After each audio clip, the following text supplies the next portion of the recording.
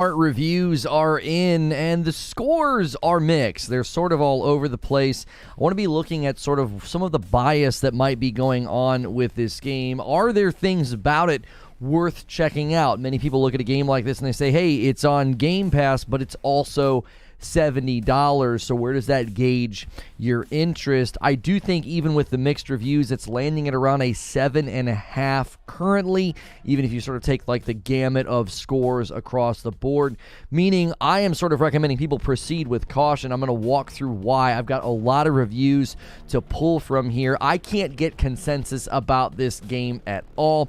If you like this video, make sure hit like, hit subscribe. I put all the good information right here at the beginning. I am starting late because I had to throw this show together. I was going to do a completely different show, and then I saw, oh my goodness, the review embargo dropped. I thought it was dropping later today, and it dropped this morning. So if you're unaware, Atomic Heart has been at the center of some controversies that I have no desire to talk about, but I sort of saw it from the very beginning as a game that seemed very peculiar. It did not seem like there was consistency in the graphics. It didn't seem like there was consistency in the gameplay, and I was kind of curious as to why that was. I thought, why are we getting such a disparity within the gameplay? And now I think some of that is leading to disparities in the review scores themselves. Now, obviously, anytime that game reviews come out, you see the very quick 9s and 10s that get thrown out there. Some game review outlets seemingly just give everything glowing reviews. You also have, those embargo dates. You honor those embargo dates, and when you want to get those codes again, you're going to continue to kind of be nice to games.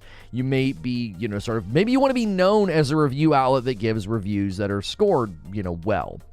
Metacritic currently only has 7 PC reviews. It's landing in a 78. There's 13 PS5 reviews landing in a 79, and there's 9 Xbox reviews landing in a 76. Now, Xbox would seemingly be the platform that you would want to see it perform the best on. For that ecosystem specifically, this is one of their bigger titles this year hitting Game Pass. It's not a Microsoft title, but it was one of the ones that a lot of people were throwing out there as like, hey man, that Atomic Heart's looking great. It's going to be on Game Pass. So let's look at some of the outlets, and I'm going to go through more of some of the summary statements and just show you how there just doesn't seem to be a consensus about this game, about its performance, its graphics, its bugs, the gameplay, and the combat. I can't really get a bead on where this game is landing. IGN gave it an 8 out of 10. We know they do tend to be a little bit more generous, so when they're critical, I tend to perk up and listen because they do tend to land on the higher scores of games and thresholds. They said Atomic Heart is a deeply ambitious,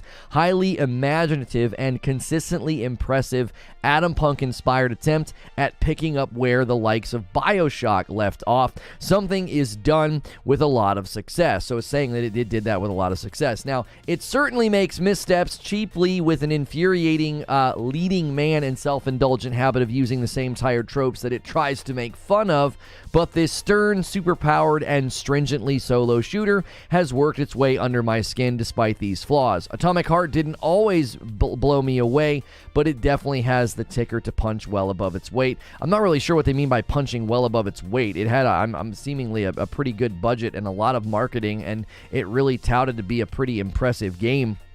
Not to mention, that is one consistency that you'll notice in the reviews. Nobody likes the main character. I think that's going to be kind of hard if you don't like the leading man that you're playing as. That might make it difficult. Look at Forspoken, okay? People are being pretty hard on the main protagonist in this game. So, people were hard on Forspoken for similar reasons. So it seems like people are being fair. If your protagonist is lame or boring or annoying, then it's not going to go well for your game. The actual Xbox Metacritic seems to have dropped to a 74, down from when I even checked this morning. So it's not faring well on the Xbox for whatever reason. We can obviously take a look at that maybe during the actual live discussion. GameSpot gave it a 6 out of 10, and they quickly rattled off the good and the bad. They say there is incredible boss music. That's not really convincing me of anything. The looting mechanic is really fun. Gunplay is familiar, but solid and fun in its execution. They said the bad, a deeply unlikable protagonist. Storyline doesn't do anything interesting with its cool premise. The open world design between the more linear levels slows down the story and it saps away the narrative's momentum. So GameSpot coming in, giving it a pretty critical review at a 6 out of 10. Even the good things they sort of bullet point list off there aren't to me that convincing to, to check out the game.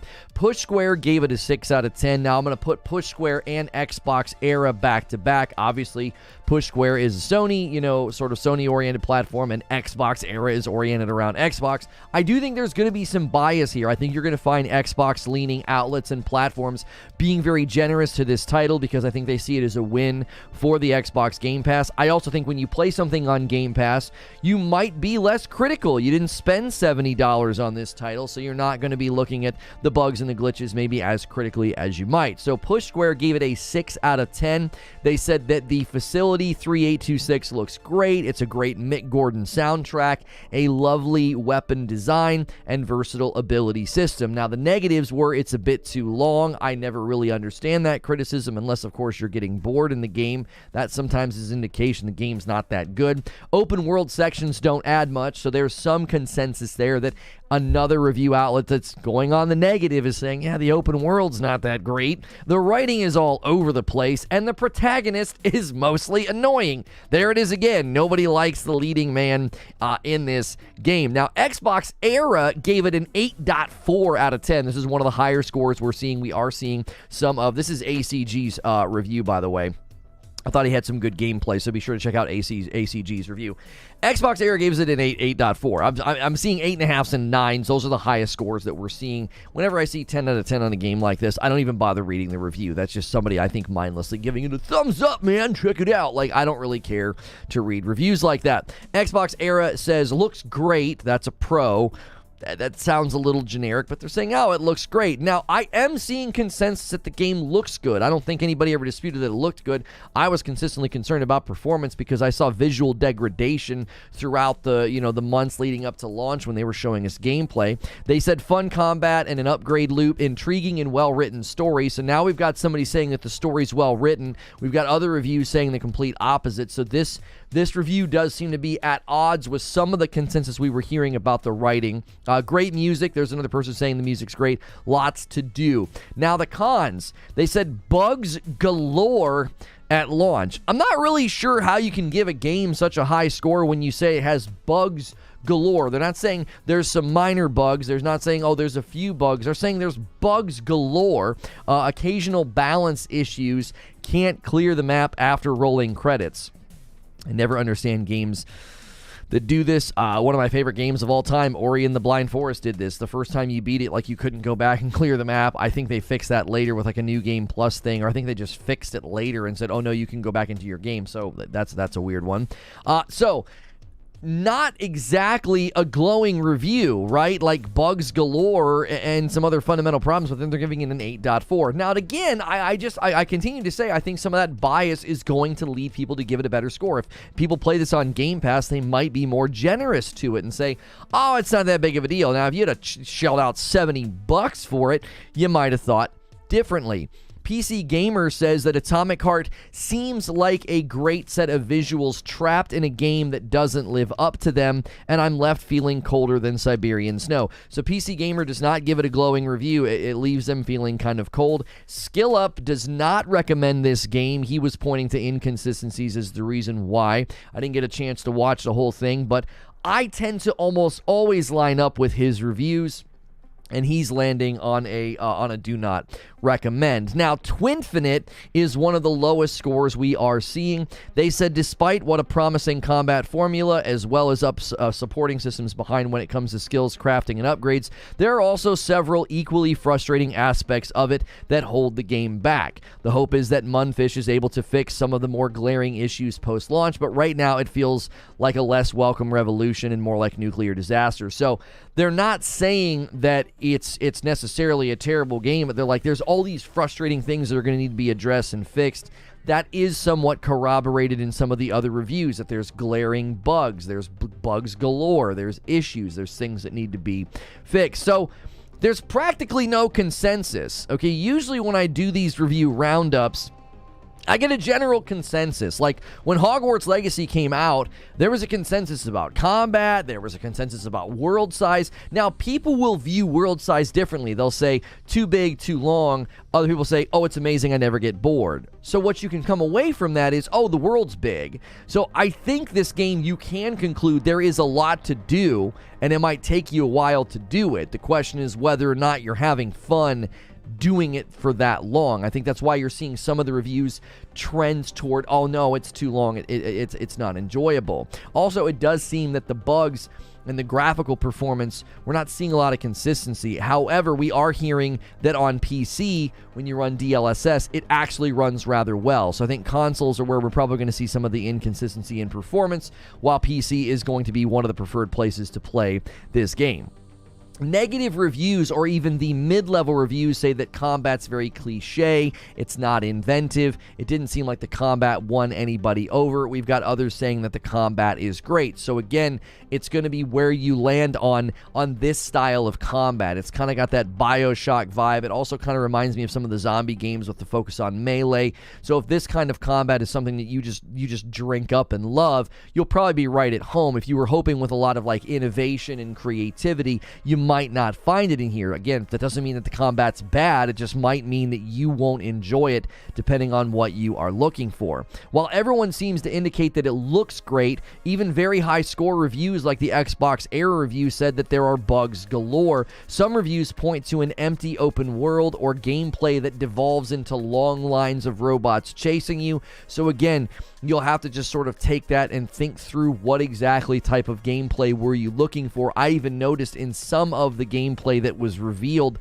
that did seem to be the case. The open world was a little scant, and there were lots of like long lines of robots chasing you, and I was like, they seemed really hard to kill. They seemed like they were kind of spongy, okay?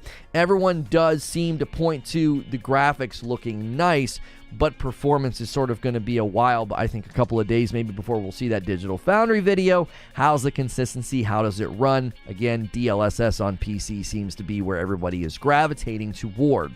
Some of the people talk about the fact that like there is an opposite level with the combat. They really enjoyed it, while I read one review that said even that big robot ball just kind of devolved into repetitious, sort of predictable elements of like just get out of the way and shoot it. I actually thought that ball fight looked really good, so I might have disagreed with them on that point. I don't know. I haven't checked it out myself. The one consensus that does seem represented in the very limited scores right now is that PC is the preferred platform and the leading man is terrible. Usually scores for games cluster a bit, okay? More than this. We had this knockdown drag out fight in the Discord this morning because I was like, my alarm bells are kind of ringing right now when I see 4s and 5s and 6s and then 7, 8s and 9s and 10s. Usually reviews cluster. They cluster around 7s and 8s, and then you're going to have like 9s, and then you might have some 6s, right? So then you have that spectrum of like, we got some 6s, we've got some 9s and some 10s, and then there's sort of a clustering that happens. I'm not seeing a clustering just yet with this game. I'm seeing a pretty wide spread. Not only that, I'm not hearing consistent feedback on certain elements of the game. It's not, oh, everybody's saying the same thing about the protagonist. That's true. I'm not seeing anybody say the same thing about combat. Even people that said they enjoyed the combat, some of them said that they found it repetitious and a little bit rehearsed, like they had done it before in other games. Even one of the positive reviews said the combat was familiar. So again, you're going to have to go in with that expectation of this might feel like a game that you've played before, okay? Usually, I think when these types of things happens, I think there is some bias at play. I received a review code for this game 2.5 hours before the embargo dropped. Like, what am I going to do with that? Seriously, like 5 in the morning. I guess I was supposed to spring out of bed, come down here and start hacking away at the game to give you guys a review. You can't do anything with the review code 2.5 hours before an embargo comes out, right? And given the reviews, I don't really see any reason to install it. I don't think I'm going to add anything to the discussion. Seems like a very sort of mid-level game. I think it really overpromised. From everything I'm hearing, it's kind of what I expected. I expected to see an overhyped game with visuals that slowly degraded over time. When raw gameplay started coming out, we started seeing, it doesn't look as good, doesn't run as well as we thought, as they showed us. I remember the first time this game did debuted, I was kind of blown away and thought, man, that looks incredible. And the more I've seen it, the more I just don't think the visuals are as good as they initially promised. It is a good-looking game, but I don't think it's quite at the level of some of those early showcasings. And I'm so tired of people saying, oh, that's just normal in games. They just show you something and then it doesn't end up turning out to be that good. Well, I don't want to accept that as normal. I'm going to call that out every time it happens, because I actually think some games have stopped doing that. We've actually seen some games improve over time with their gameplay showings, right? Given the reviews at this point, I'm going to give you some of my thoughts right now, okay? Number one, this is a perfect game for Game Pass.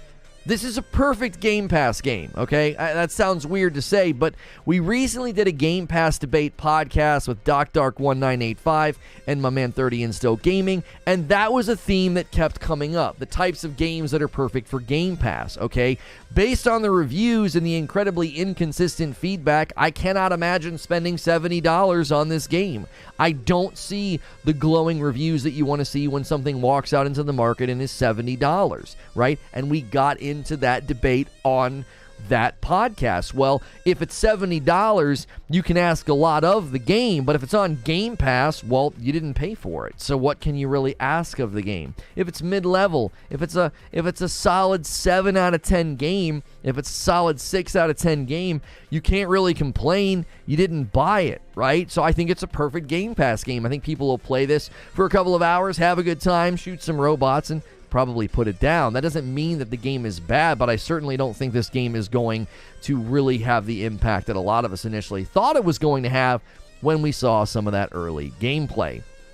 IGN says that it hits above its weight class, but how? I don't understand how. It positioned itself as a fairly ambitious, seemingly from the graphics and how it looked like a big budget title, and it's being sold at a premium price. Now, somebody might say, oh, this is where the prices are now. The prices of games are now at $70. No one's making you put your game at $70. They could have charged $50. They could have charged $40. No one makes them set the game at $70, even though that's becoming a new pricing standard for AAA games. You don't have to put your game at that price point, okay? Based on the reviews right now, I'm looking and saying I can't really recommend checking out this game. You're going to probably want to proceed with caution. As I said, I think this is a perfect Game Pass game. It'll give the Xbox fans a reason to boast about not having to buy a game while they play a game that seemingly is not worth buying. Number two, bias in game reviews continues to be an oddity given how codes continue to go out. Forspoken went through really strange things when its codes went out. They were very, very limited. It seems like atomicheart did a similar thing where, I'm getting a code a couple hours before the embargo drops. They did send codes to people who are more critical and known for being pretty honest if a game's not good. So it does seem like they sent out a little bit more and were maybe a little bit more confident in their product. At the very least, we can say it's a good that the embargo dropped the day before, okay? This is another title dropping at $70 that just doesn't seem worth the premium price. While reviews are always going to have some level of subjectivity to them, my alarm bells start ringing and start glaring when we see criticisms that are sort of being ignored in the final score. When somebody says things like there are bugs galore, but they still give it a good score, that always makes me a little skeptical. We saw similar things with the Halo Infinite campaign. These reviews that were critical, they had a lot of negative things to say, a lot of lacking features, but then they would give the game a 9 out of 10. It became a meme in my channel, like, yeah, kind of rough, not a great game, lot of imperfections, 9 out of 10. Here's another time where I feel like people are literally pointing out problems, things they don't like, bugs galore, and they're like, yeah, it's an 8.5 out of 10. And when such a wide chasm of differences is emerging, I think there's got to be an issue here. There's really good reason, I think, to stay back. Usually subjectivity leads somebody to say, I'm going to give it a 7 to a 7.5, and then another person's going to give it like an 8.5 to a 9. They're within a certain, range of each other. Some of the outlets have their score as low as 4, 5, and 6, and then we have all the way up to 9s and 10s. I don't think you can ignore this chasm of difference in the review scores. Even games that do fairly well will sometimes have scores in the 6s, right? You'll have all these 9s and 10s, and you have a couple of like contrarians that give it a 6. But generally speaking, again, look for the clusters of scores. Where does everything cluster? This game doesn't seem to really have a cluster just yet. If there is going to be one, it's probably going to be in the 7.5 range, okay?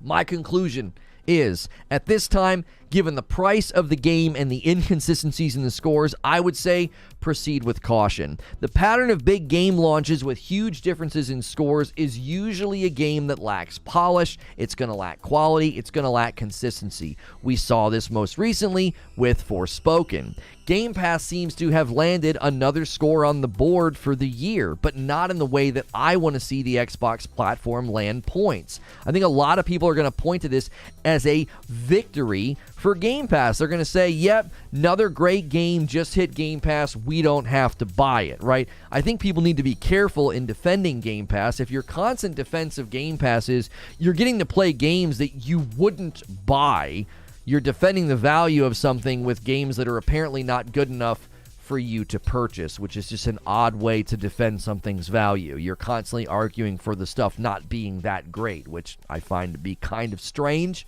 But getting mid-level games that aren't worth buying doesn't, to me, make the ecosystem healthy or exciting simply because, hey, at least I didn't have to buy this game. That would be my concern, is that going forward, games like this continue to land, and that's the general consensus, is that, well, it was okay, but thank God I didn't have to buy it. That is not the endorsement that you want for Game Pass. That's certainly not the endorsement you want for your game. My radar has been ringing about this game for a while, and I continue to feel like I need to raise the alarm and just say, listen, this isn't really quite what they promised, right? There seems to be enjoyable parts, but as I said, and I'm going to say it again, I would proceed with caution. That's my show open. That's the flyover of all of the reviews that are out there. I had to completely, my whole morning got thrown off. I had a whole different show that I was going to be doing. It was going to be about Diablo, and I don't know what I guess we'll do that show tomorrow. I just don't know. I was going to do 2 shows a day, but I don't think I'm going to be doing that. My Monday just is so hard sometimes to spin up and do multiple shows. So I am curious what you guys think about this, like the chasm that we're seeing in the scores. Like, I know not every game is 8s and 9s across the board, right? I know that doesn't happen. I'm not trying to indicate that that's a thing. Yo, what's good, Feed? Good to see you in the chat. This is good and bad for Game Pass because Xbox fans don't know how to critique Xbox and will view all 6s and 7s on Game Pass, making Xbox content with games in last place. To add to the reviews. All right, hang on a second. For anybody... Okay, hang on. For anyone waiting, the Atomic Heart Trophy Guide is canceled. The game is a miserable experience and has a lot that makes it frustrating to do guide stuff. The map for the game is terrible. There's no good way to even list everything to make sense with this horrid map. Some trophies aren't tracking, and there's no way of knowing if something is just glitched or not supposed to track. Areas aren't named, and there's no in-game tracking or anything to be able to make a guide. It's just a mess. It's a dire experience as some of the game designs are just poor, plus really frustrating glitches that make it a chore to play. So, Power does great guides. I've used them plenty of times. They did one for God of War Ragnarok. Them canceling their guide is damning. Yeah, exactly, Creature. My YouTube feed is filled with thumbnails of the female robot twins. Yeah, I've done 2 thumbnails with the guy, so I wanted to do a different thumbnail, so I used the robot chick this morning. Yo, what's good, Mick D09? 13 months, and it's a member plus. Hit the like button. Thank you so much, Mick D09. Is it worth playing score? So 5 is just as much a negative as a positive, which is not worth time. It is pointless. So then we can review accurately, says Nitro. I'm not sure what you're saying, Nitro. We need to get a standard that is barely acceptable and everything worse is not tolerated. Yo, what's good, Mass Produce?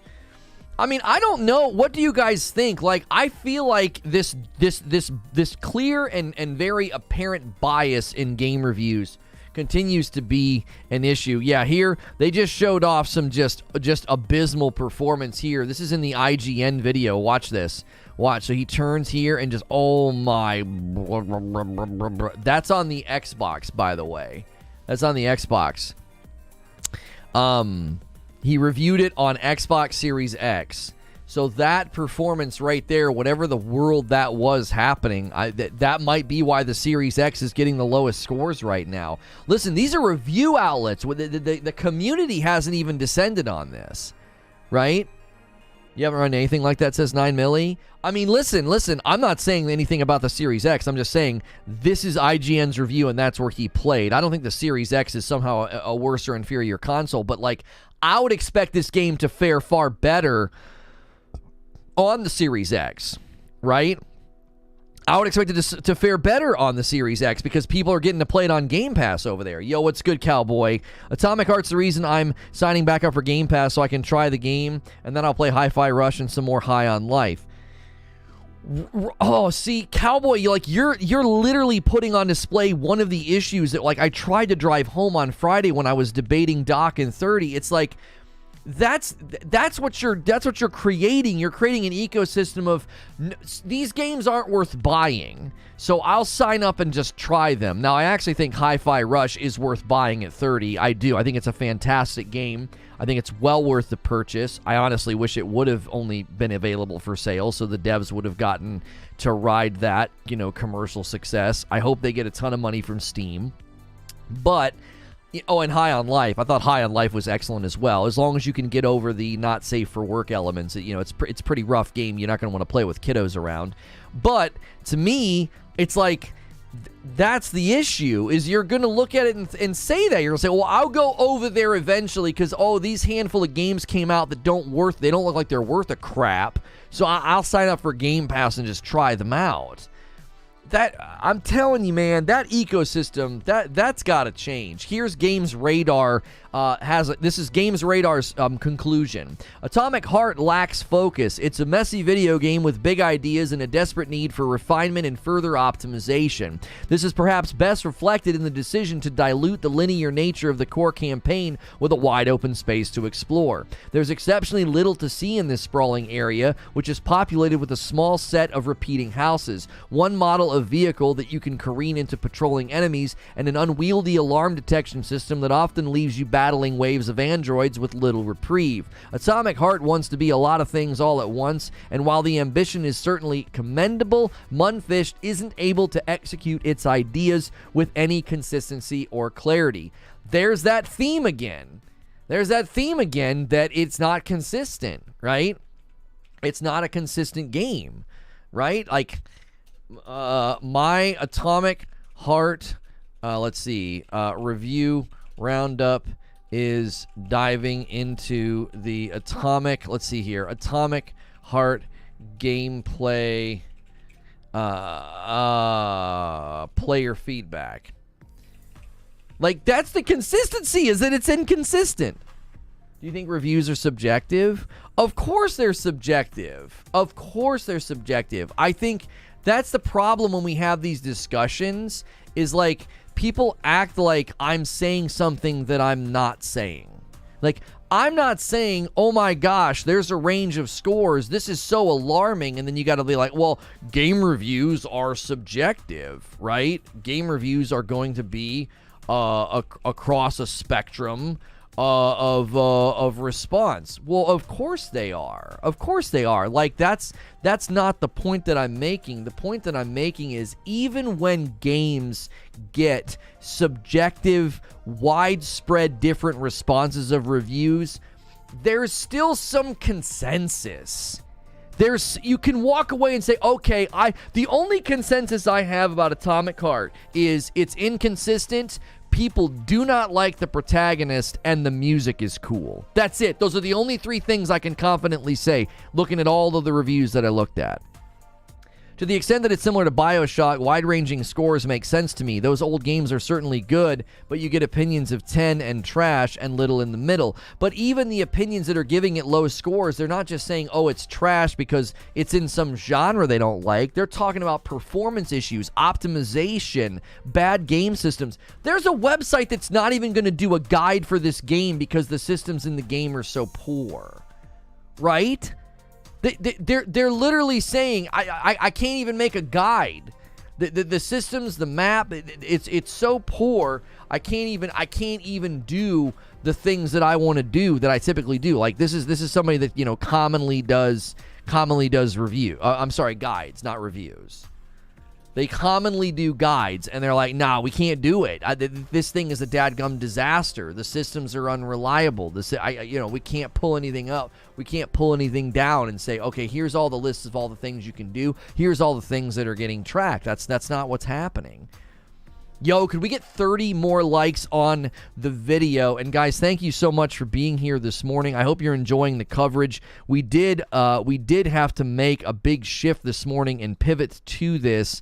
I was going to be talking about Diablo this morning, but I was like, oh no, the embargo dropped on that game. I had been wanting to cover the game quite a bit, and so it was like, oh wow, I need to completely switch gears here, which means I then had to go and grab all the reviews to put this opening together. I wanted to see what Cowboy said in response. He said, I think that's what Game Pass is meant for. Try the games you're on the fence for. What else is Game Pass meant for? Yeah, but okay. I'm not saying it's not meant for that, but if that's all it ends up being for so many people, come on, that's not a healthy ecosystem. Good discussion here, to be honest. Don't want either side, consumer and devs, becoming complacent. Is it a broken game? Based on all the reviews that I have looked at, I would not describe this as a broken game. I would describe it as a buggy game. I would describe it as buggy. All the reviews seem to indicate there are bugs. There, like the one, even Xbox Era. Okay, this is one of the more positive reviews available is Xbox Era, and they said there are bugs galore, and they gave it an 8.5. They gave it an 8.4. So even somebody that's giving it high praise is like, there's a lot of bugs here, right? So I would say you could probably, take that to the bank and say, okay, even somebody that enjoyed the game is willing to admit there's some issues here, right? Maybe people are playing the review version. Game Pass is showing 21st as a release date. Yeah, that's tomorrow, Bella. Today the embargo dropped. So that's the beauty of this system. Like, that is one of the positives I will say about how they treated this game. One of the positives is they dropped the embargo today. If you're going to buy this game for $70 right now, you have so many reviews you can go check and see and be like, I think I'm going to hold off, right? Or, as I said, this is a big win for Game Pass because this is a perfect Game Pass game. It's a perfect Game Pass game. Clearly not worth the $70. Has some redeeming qualities. There are people that say, like, there's fun things in the game. There, there's combat. There's IGN. IGN gives it an 8. They gave it a great. I'm not gonna slam IGN. I'm not. I think they're generous. They're usually pretty generous with their review scores.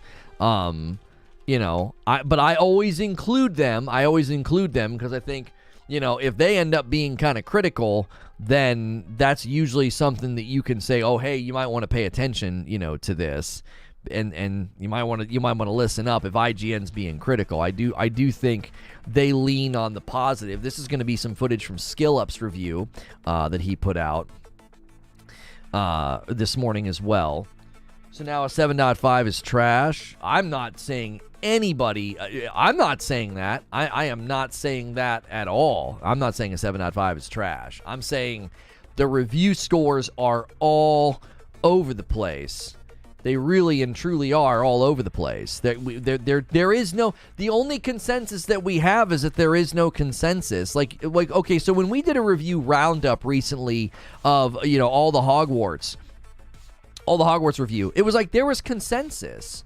You could read a handful of reviews and you'd hear the same thing said about the same aspects of the game. Combat's way better than I expected, right? It's far bigger than I expected it to be. Performance is good. Whatever. You see what I'm saying? Yes, Skill Up does not recommend. Skill Up does not recommend the game. I typically line up with his reviews. Like if he recommends something or he says something is worth checking out, I'm usually right. And yet Hogwarts has issues, audio, performance, and bugs. Right, and that's the thing, Kaiser. That's the thing. When you read those reviews, those things came out. I read 3 or 4 reviews that were fairly positive about Hogwarts, and that consensus came out. Yeah, there's some performance issues here. And that drove my consistent concern of like Hogwarts is going to struggle on old gen, man. If it's having trouble on these systems, if it's having trouble on PC, my gosh, right? You can say there are some trash games on Game Pass, but they were trash before they went to Game Pass. Game Pass did not make them trash, so as long as no one is attempting to push that viewpoint. Skillet really showed his quality. He didn't like the game, but he didn't just crap on it either. I find his reviews to be pretty reliable. Like, he actually dives deep down into the systems of the games, and he chops them up. He goes and looks at, like, literally everything that there is possibly to look for. I don't necessarily think that everybody's going to come to the same conclusion about a game, but I would think that if a guy like him who takes his time to really look at every aspect of the game, and if he comes away from it and says, I don't recommend it, I put a lot of weight behind that. I really, really do. You shouldn't pay $70 for a badly performing game. A 7 in gaming isn't bad. Tiny Tina's Wonderland is about a 7. I thought Tiny Tina's Wonderland was like one of the best Borderlands games ever made. It wasn't hard to beat, Borderlands 3, though.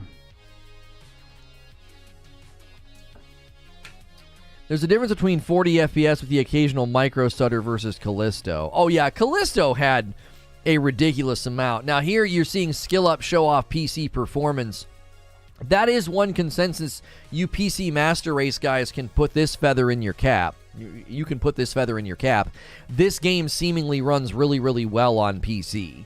It seems to be where the review scores are landing higher. It seems to be where people are having the least amount of issues. So that's a feather in the cap of the PC Master Race to be like, yeah, and I think that's a feather in the cap of DLSS. It seems that DLSS is giving the most consistent performance, as far as frames per second, maintaining good graphical fidelity. I don't like playing games like this on PC because I just assume I'm going to have all kinds of issues, but it does sound like it's running the best there. I have a 2080 Ti. They sent me a code. I just don't feel like playing the game after reading the reviews. I'm like, I'm not going to add anything to this discussion. It sounds like a mid-game. It sounds like a mid-game that people are going to like or dislike dependent upon their expectations going in. Nothing to write home about. This isn't gonna win any awards or get any nominations or anything. Callisto looks amazing. Yeah, that's right. Like, the characters look phenomenal in Callisto, but then you play it and you're like, you know what I mean? Where is Sven? He will like it. He says, I'm here. Sorry, I'm in the middle of a workout. Thoughts on what Hogwarts? No, he's saying that you'll probably like atomicheart. He's taking a shot, Sven. He's taking a shot at you. There's enough good stuff to do to warrant skipping a 7 out of 10 game. It doesn't mean it's bad. I just don't have time for mediocrity. That's another thing that I think is going to emerge this year, Tovo. We got a lot of games coming, and if you're going to push out your game at 70 and it's mid, it's in a mid lane. It's not bad, but it's not great. You know what people are going to do? They're going to ignore it. They're like, there's too many games coming out, man. There's too many games. This is why I've continued to say, like, the biggest releases of this year, I'm like, man, take all the time that you need. It's thick competition out there, man. It's thick competition. You're going to be paying $70. Yeah, Liza P got a release month. Yeah. August. March has a bunch of games coming out, too, that we just got some release dates over the year. And the Diablo 4 beta. I was going to cover the Diablo 4 beta, but I don't have a write-up. I made my thumbnails for Diablo. I typed up the description for the video, and then I saw, oh, wow, all of the Atomic Heart review embargo date or all of the reviews are dropping right now. I was like, oh my gosh. I was like, well, let's do an Atomic Heart review roundup and just take a look at what people are saying, because I covered this game quite a bit. Consistently said that I felt like the gameplay they showed us was a lot of fully rendered stuff on a PC, and that we weren't going to see that level of graphical fidelity and performance on the consoles. And I was right. This game runs fine on PC. It's getting good reviews because of DLSS largely. And consoles are not faring that well with respect to performance. I'd be very, very interested in what Digital Foundry unearths with respect to this game the minute you play it, on a console. So, guys, we're more than 30 minutes into the show. Do me a favor. Smash the like button. That helps more people find the video. But who wants to be the first member of the day? We are at 2,135 members. The next big goal is 2,500, and my wife and I will do a triple header horror weekend. We do those Friday night streams. They've been a blast. Thanks, everybody, for tuning in. And who wants to be the first coffee order? Don't forget, we're doing a big sale on the Frickmas blend all month long. Use code GETFRICKED to get 20% off. 3 days till Sons of the Forest. Diablo 4 beta soon. Yes, we'll definitely be playing it. To be honest, you also called it a fake game. No, I did not. I never once called this a fake game. Find me a clip where I ever said that this game was a fake game to the degree of the day before. The day before is a fake game. I said we were looking at fake game footage in this game. I said that's fake. It's fake gameplay. Listen, if you're gonna trot out fully rendered gameplay that's so clearly not what the game's gonna look and run like when it comes out, I'm gonna call that fake. I'm like, that's not real. I've called into question, one of my favorite games of all time is Hellblade, right? I called into question whether or not the Hellblade 2 footage was real. I did. I said, man, I don't know. I don't know if this is real. This looks like fully rendered, fake gameplay to me. I remember Lono a few days ago said his spider senses for this game were up, and the game got a mid-score. Interesting. How is that not false advertisement? Well, that's the thing, is it seems like you can get it to run, you can get it to run and look like they advertised it on PC. They never came out and said, like, well, this is what it's going to look like when you play it on, on a console. You're wrong about the graphics, I think, says D-Tom. D-Tom, you kind of made it seem like the game was going to be terrible performance everywhere. D-Tom, have you seen the graphical downgrade since the first footage came out? Do we really need to go back and look at the first footage they released and look at the footage we're seeing now of PS5 and the Series X and say, oh, come on. They said you're going to get 4K 60 in the open areas. Just wait till you can't conclude that yet, D-Tom. Where's Digital Foundry's video? Where are the performance reviews of this game? Just because it runs well on PC with DLSS doesn't mean anything I said about the game is wrong. Are you kidding me? The game looks amazing. Stop it. That's your subjective opinion. I want to see performance reviews. The 4K 60 in the open areas? Okay, great. Show me. I want to see somebody doing that on a Series X and a PS5. I want to see it. I do. I want to see it. Because we have that virtually in no games right now. Most games that swing for 4K end up giving you a 30 FPS fidelity mode. I'm seeing a lot of places say that they were impressed with performance, that's all. But again, D-Tom, IGN reviewed it on Series X. They had performance issues and stuttering in their video. They showed it. Again, on PC, I'm not concerned about that. You can take so many games and throw them on PC, turn on DLSS, crank the graphics, and it's going to look amazing. That was never what I was questioning. I was questioning if we were looking at fully rendered footage. Even if you look at just this footage right here of this area and him driving, you can see the graphical downgrades in the foliage. You can see it in the shading and the lighting. This does not look like what they showed us originally. It doesn't. If you think this looks as good as the stuff that they showed us earlier, you're not arguing against the point I originally made. My original point was never the game is going to look like trash. My original point was never this game's going to run like garbage. My point was it's not going to look like that. It's not going to look like that. And then as they trotted out footage, we saw downgrades in the textures on the guns. We saw downgrades in the textures on the enemies. We saw lighting and shading downgrades. all of that is exactly what I was talking about. Like, come on. These games that continue to pull out fully rendered footage, I was calling foul on that. I was like, that's not what it looks like. Skill Up shows gameplay. Yes, it's PC, but it's one of the things he praises, the visuals and performance. But that's not a refutation to what I said, D-Tom. You see how we're passing in the night? Right? I looked at gameplay when they first started trotting out gameplay, and what did I say? That looks fake. That looks fully rendered. And then as gameplay came out, we saw degradations. We saw changes. Skill Up praising performance and visuals doesn't refute that observation. Do you see what I'm saying? Do you see what I'm saying, D-Tom? Like, just because Skill Up and other people are like, oh, it looks great, it performs well, that doesn't take away from the observation that there has been a clear shift in what the game looks and runs like from the very beginning. I think what people are misunderstanding is when I was driving the alarm bells and saying this footage looks fake, what I was trying to draw attention was you need to be paying attention to games in Unreal especially, because they can fully render stuff and it's not raw gameplay, and you're never going to get what they're showing you when the game finally comes out. That's all I was trying to draw attention to. I think maybe people, this is what, I tell you what happened. We covered this game in close conjunction with the day before, and people heard fake, and they thought, oh, Lono thinks atomicheart is a total fake game. It's not real. It's gonna be it's gonna be garbage, or it's not gonna run, or whatever. And that's not what I was trying to say. I said very similar things about the Hellblade 2 footage. I was like, I don't know, man. It looks like a bunch of fully rendered stuff. To the point that somebody went and found, like, one of the guys that works on the audio for Hellblade was like, no, that was somebody playing. Okay. I'm still skeptical. I am still skeptical of the Hellblade 2 footage. I am. I'll definitely see for a consensus on console, especially since it's on Game Pass.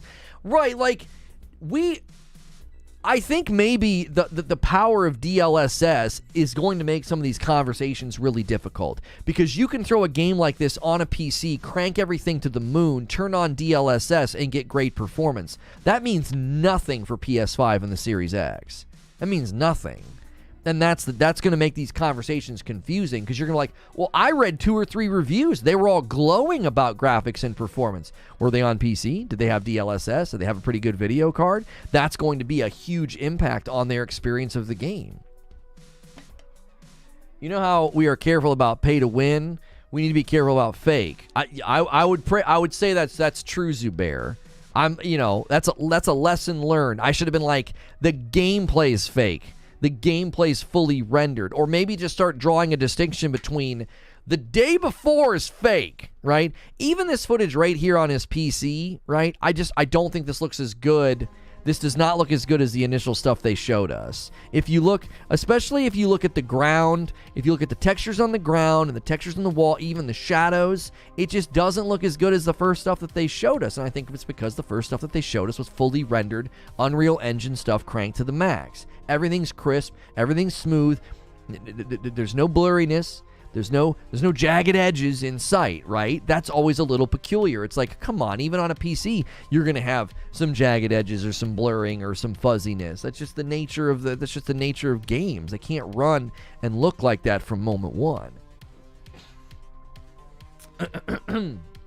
It almost doesn't look like the same game.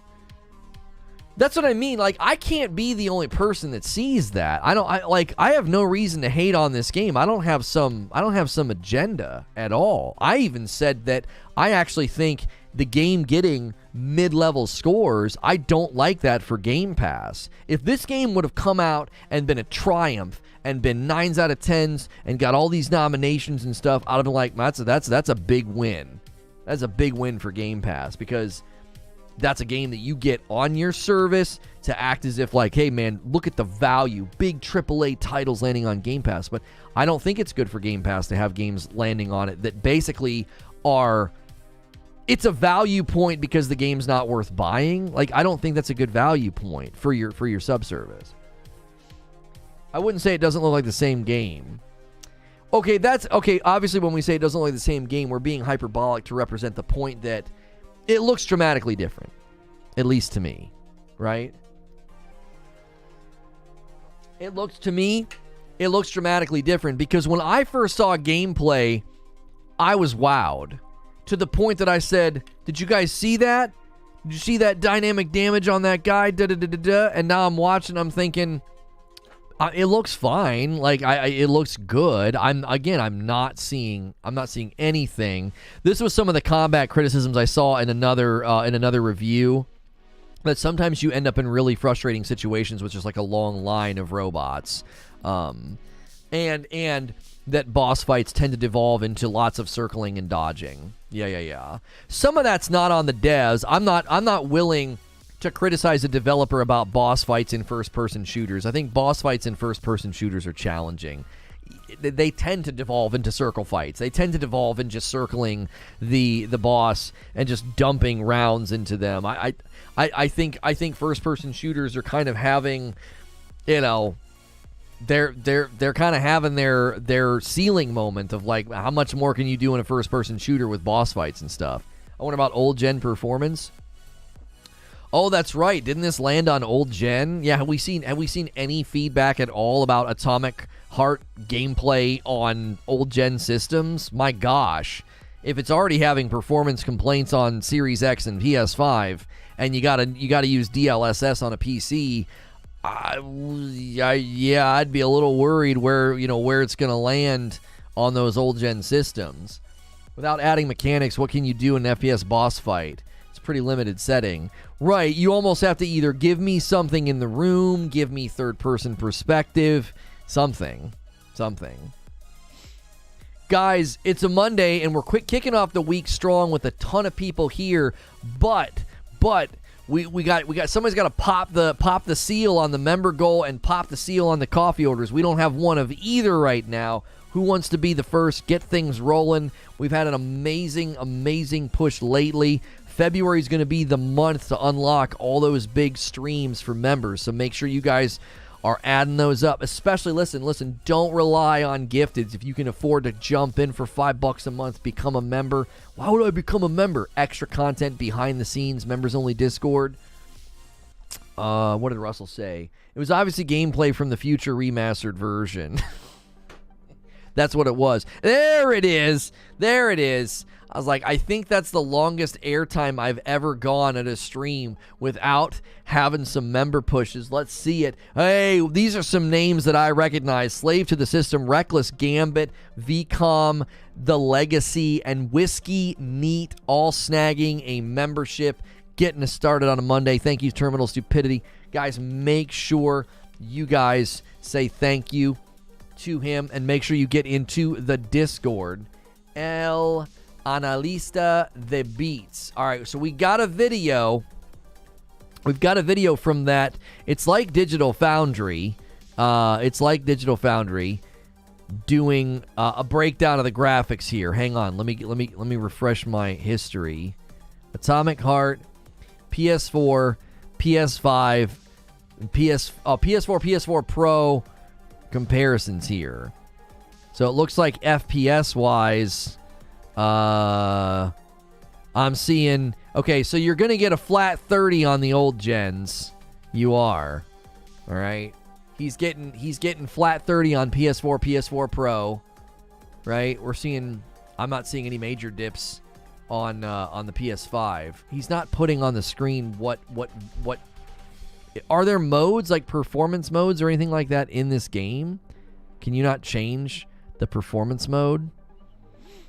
He's not putting what mode he's in. Oh, no, that's right. This was the game that doesn't have fidelity or performance modes.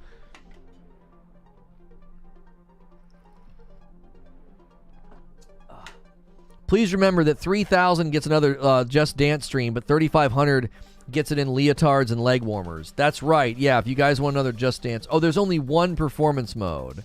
Okay. I mean, 30 FPS on the old systems has got to be expected. Who's buying this game? Like, I'm going to defend the game a little bit right now. If you buy this game on your PlayStation 4 or PlayStation 4 Pro and you expect to get 60 FPS, I don't want to be mean, but you're dumb. Like, why would you expect to get that performance on those old systems? You can clearly see the 60 FPS on the PS5 looks very, very consistent. It looks really consistent. I will say that. There's only one performance mode. Okay, so he's comparing textures. Let me try to get some more side by sides. Hang on. He had some. Okay. Hang on. Okay. So here, comparing shadows, you can see.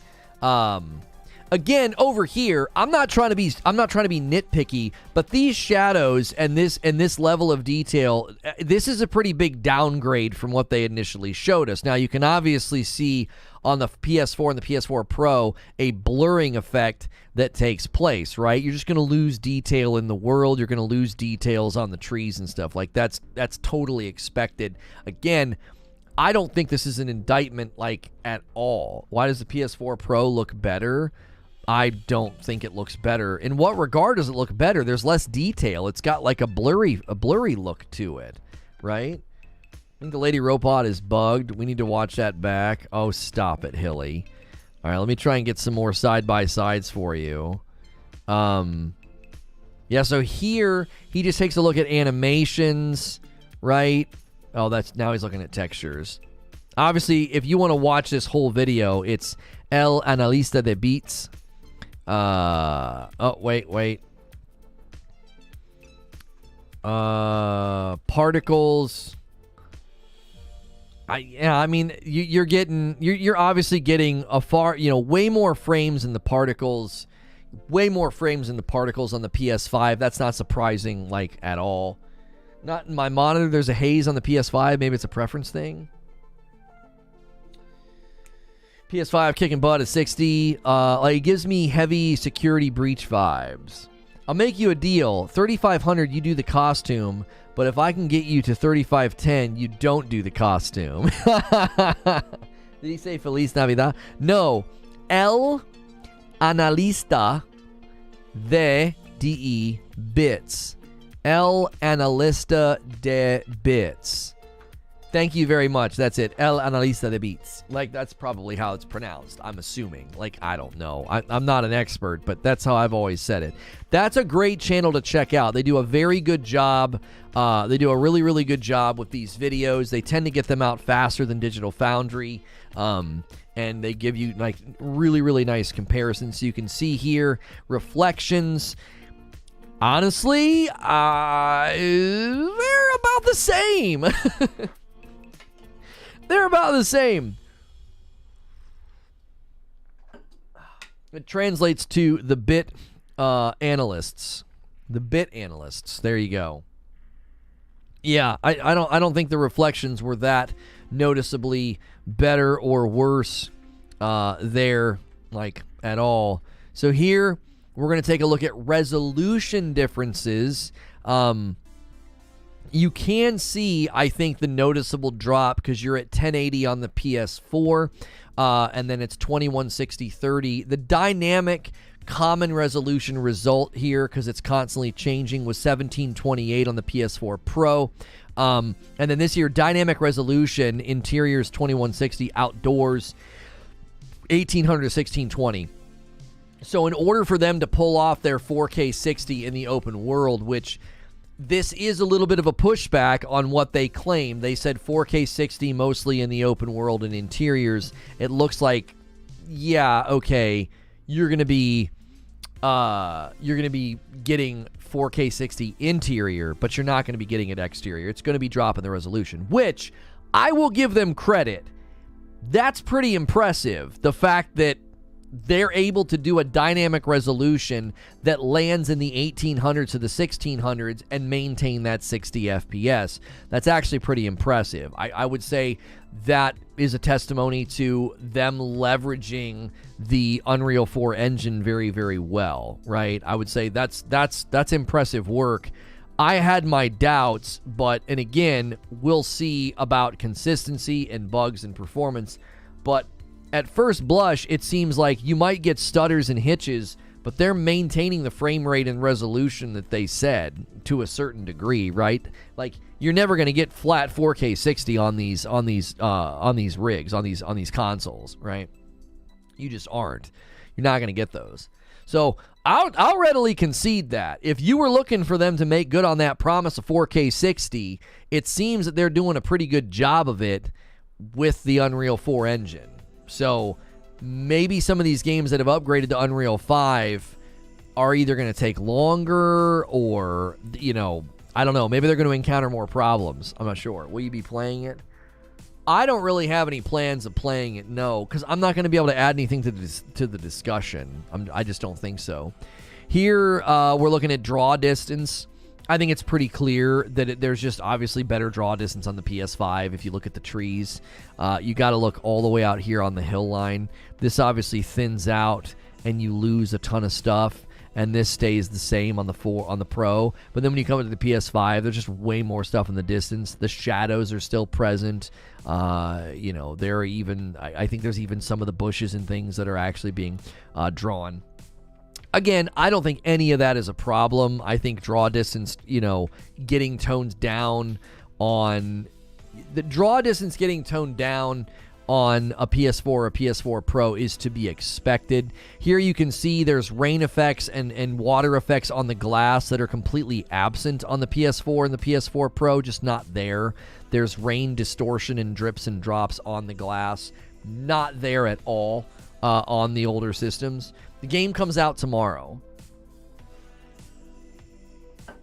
Yeah, Goddess, my whole morning got wrecked. And I just decided I didn't feel like streaming on the talk today. I'm sorry about that.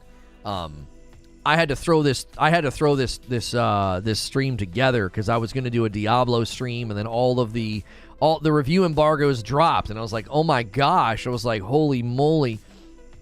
There's a lot going on. So the Diablo stream will probably end up getting kicked to tomorrow. I didn't get a chance to type up my opening monologue, so I don't have anything for that show. I have bullet points, but I don't want to do a bad show. I don't want to do a thrown-together show just for the sake of doing it.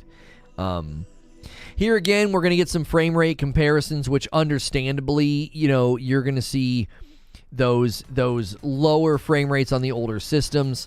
We are seeing some frame drops on PS5. Nothing that I would be too concerned about. I saw like a 57. There's a 55 and a 54. These are through obviously pretty intense moments. There's lots of fire on the screen. There's lots of things going on. Well, now we're down into the 50s. Now, again, ooh, it's hitting 30 all of a sudden. Did he switch modes? I don't understand. How did he do that? I thought there was no performance options barrier. How did he do that in the video? He suddenly switched PS5 to be capped at 30. Or did it cap it at 30 because I wonder if it capped it at 30 because a cutscene was starting. That must have been what happened. Yeah. It must have suddenly transitioned to a cutscene because cutscenes in games like this are commonly capped at 30. You're curious about the Series S performance? Yeah, I mean, that's obviously always a question at this point when games like this come out. I mean, I would imagine that the Series S is going to be, they're either going to have to really, really lower resolution to maintain the 60, or they're just not going to give you 60 FPS. And this is a question because this is a game that many people are touting as a victory for Xbox Game Pass. Like, people are looking at this game and saying, hey, this is a slam dunk, right? This game's looking good. It's getting decent scores. There are some higher scores, but there are some lower scores, so it's landing in like the decent range. I don't know. I think a lot of people are going to look at this and say, hey, this is a victory for Xbox Game Pass. Series S, the 120 FPS machine? No.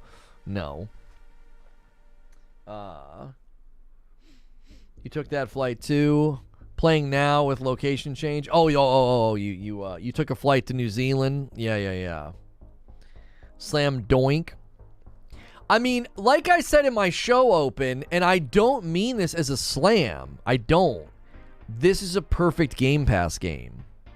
Like, it's a perfect Game Pass game. It's not bad. It's not great. It's a game.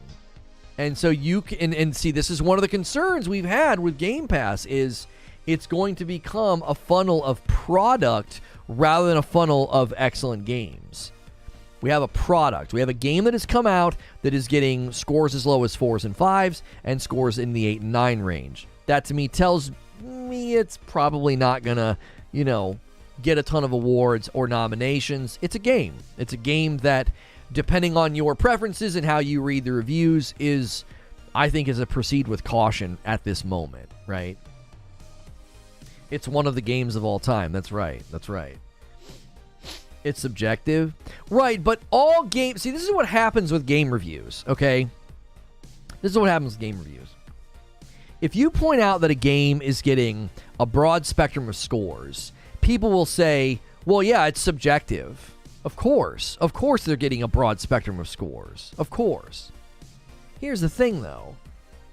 That then completely invalidates game reviews. If you push that to its logical end, then game reviews are pointless. Why even look at them? If you look at game review scores for a game like Ragnarok, and they're clustered at like 7.5 and up, that's where most of the reviews land. And then you obviously have some haters and some bias, and it like, and it gets like, you know, a 5 or a 6 here and there. But there's still a clustering, is there not? Like, if you think of like data clustering, when you put everything on the graph and you put everything in a spot, right? And you look at it and you say, yeah, I mean, this game landed pretty well. Yeah, then all games are mid, exactly. Each individually is subjective, but as you aggregate them, you approach an objective consensus. That's exactly the point that I was trying to make this morning. And I freaking blew my lid in the Discord because I was like, don't tell me that every game is like this. That's not true. That isn't true. I mean, as long as we've been covering and playing games, you can't tell me that, like, no, yeah, every game gets 4s and 5s and 6s, and it gets 7, 8s and 9s and 10s. No. There's usually a cluster. There's usually some measure of consensus, and this game's consensus is all over the place. Right? It's all over the place. It's not... there's a few consistent points about nobody seems to like the protagonist. I think that stands to hurt your game. If it's a single-player game, a single-player shooter, and the main character's annoying, that's not going to do well for your game. How many people are going to try this on Game Pass and get annoyed with the main character and not like him and shut the thing off, right? We've got consensus that the open world doesn't really serve much purpose and feels kind of empty. That was in multiple reviews. We have consensus that there are bugs in the game. We don't know how severe they are, but even Xbox Era, who gave the game an 8.4, said there are bugs galore. Then you've got an outlet that typically makes game guides, and they're like, we can't make a game guide for this game. Map's terrible, tracking's terrible, achievements aren't working, stuff's not tracking, it's bugged. It feels like, again, game got rushed to market, so certain things just didn't get done. I see not everybody thinks it's a 4, right, Fuzzy? The reviews for Forspoken are accurate. Combat is good, but it doesn't hit me like Hogwarts. Hogwarts is fun. Yeah, there was a consensus around Forspoken. Forspoken clustered in a mid-level game. Forspoken clustered around 6s and 7s. It didn't cluster high. It clustered low. And that communicates something. You're like, okay, Forspoken's probably not a very good game. Stop saying bugs. Tell me what you experienced. Well, the guys that make the game guides, they said the stuff that they experienced. They said stuff wasn't tracking, no trophy system. They said the map system was bugging out on them and they couldn't track things. They couldn't look for things, like they couldn't set up their typical... I mean, I can pull it up again. Barrier put it in chat on the Discord. They said... Here, I'll read them to you. I got it. The game is a miserable experience and has a lot that makes it frustrating to do guide stuff. The map for the game is terrible. There's no good way to list everything to make sense with the horrid map. Some trophies are not tracking. There's no way of knowing if something is glitched or not supposed to track. Areas are not named. There's no in-game tracking or anything able to make a guide. It's just a mess. It's a dire experience as some of the game designs are so poor, plus really frustrating glitches that make the game a chore to play. So right there at the end, right, they just say there's some frustrating glitches, but they don't go beyond that, right? The upgrade mechanism in the game is this super inappropriate refrigerator that's trying to get you to do this with it. None of what I just typed is a joke. Oh, golly. Yo, good morning, Josh. Thanks for shipping my coffee so quickly. I tried the light roast this morning. It was good. I'm glad you liked it. Who wants to be the first order of coffee this morning on that endorsement? Reforged Roast is sitting there right next to me. That is not some sponsor. Oh, I'm covering up my t-shirt today. I just realized. I have a Zelda shirt on from 80s Tees.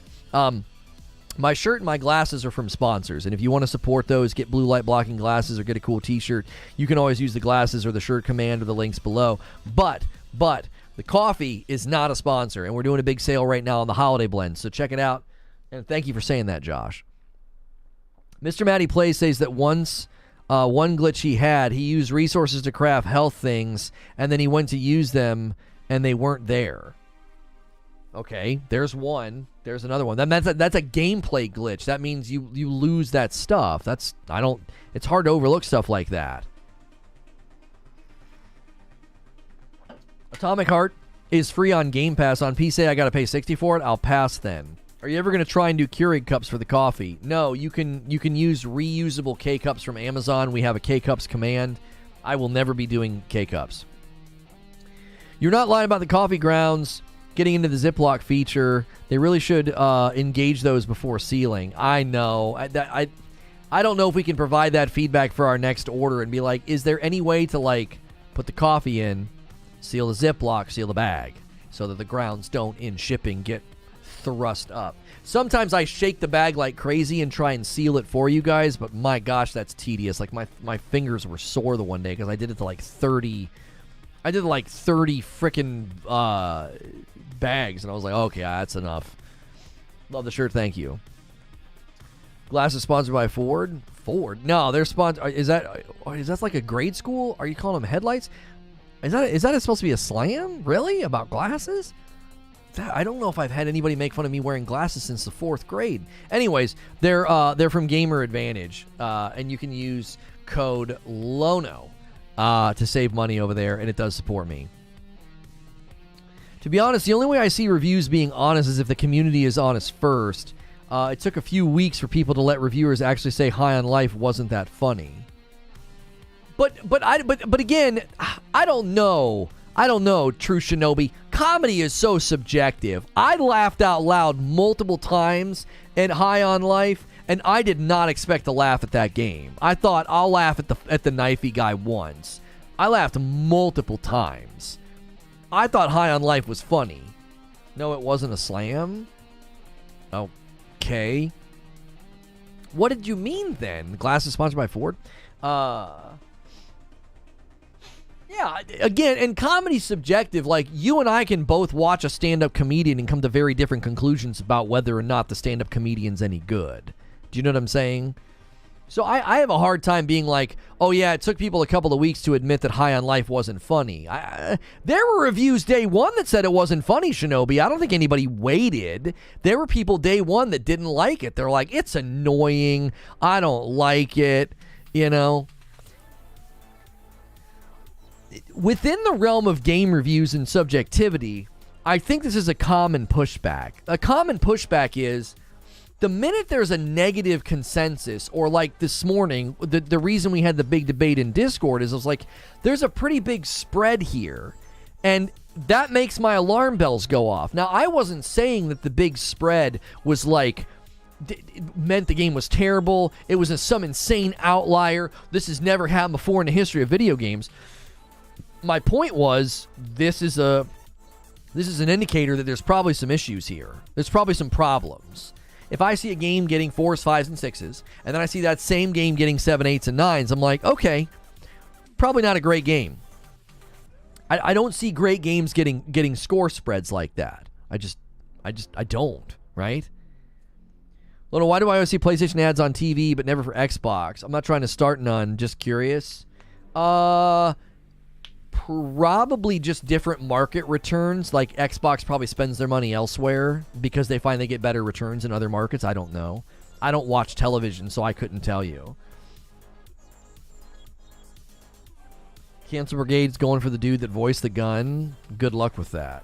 First thing that came to my mind while seeing the word Atomic Heart is Russian robots. Well, yeah, I mean, everybody was, you know, they were central to a lot of the marketing, so that's not surprising. High on Life's mostly about your style of comedy. I don't enjoy Rick and Morty, but I'm pretty sure the people that had a blast with it. I got transition eyeglasses, the ones that react to sunlight, so I can get out of my car and some are looking cool. There you go. What's the last game that had this much of a difference in reviews? Forspoken, I think, had a pretty big spectrum. Yeah. We were looking this morning in the Discord, because obviously it got heated. And I lost my cool, because I was just so tired of that approach of dismissal. But we went and looked at a bunch of games, and I think Forspoken's probably the last game that had a big spread like this. And I think you could argue, right? I think here you can see, I think Skillup's trying to show that you can't do much to some of the surroundings. You can just like knock the stuffing out of stuff. It doesn't actually destroy it. But yeah, I think Forspoken had a pretty big spread. And Forspoken, arguably, from what we can tell, if you look at all the scores and all the outlets and all the ways that it landed, it's not a great game. It's not a very good game. You could probably argue that it's a bad game based on the scores and the way people responded to it. Actually, Lono, that guy has criminal charges against him? Oh, I thought people were trying to cancel him for the comedy in the game. The knife? I thought the knife was voiced by like a comedian or something. That's not a cancel brigade, Dan. That guy is going through like criminal proceedings. I thought we were talking about a comedian, like a guy that I thought he was in like TV shows and something that voiced the knife. I didn't know the knife was voiced by that guy, the guy that's in trouble and like isn't he going through like a court case right now? The gun voice. That's not what he said. He said the cancel. Oh, he said the gun. I thought he said the knife. I was picturing the knife. When he said that, I was thinking the knife because I had just got done saying the knife. No. I think you're right, Dan. I think that guy did voice the gun. The guy that's in like legal trouble for like, being a bad dude. I thought you were talking about the knife because I just got done talking about the knife. I misread what you said. I was like, isn't the knife like a comedian guy? Yeah, it's got something to do with like domestic stuff. Yeah. I got my wires crossed because you're like, that's not even the cancel brigade. He's going to court, isn't he? Yeah, I don't think the justice system is a cancel brigade. It's like an actual. It's actually going through litigation, is it not? The game industry needs a more divisive 7 out of 10 games that's healthy and it shows maturity in the medium. I'm not sure what you mean, divisive 7 out of 10 games. Divisive in what way? What divisive is in like people are disagreeing about the scores? Could we get 24 more likes over here on YouTube, man? That'd be awesome. That would be huge. If you guys are enjoying the content, we've been taking a look at some of the reviews out there, giving you an Atomic Heart review roundup. The consensus seems to be kind of all over the place. I'm telling people to proceed with caution since you can get this game on Game Pass. That is, I think, where a lot of people are probably going to end up playing it because it is $70. Being priced at the $70 makes me really encourage people to kind of proceed with caution. Like, I don't think you should just go buying this thing, full bore. I would be worried that you're not going to feel like you got your money's worth. How do y'all feel about no autosave feature? You have to manually save at some booth thing. That's kind of odd for an open world FPS.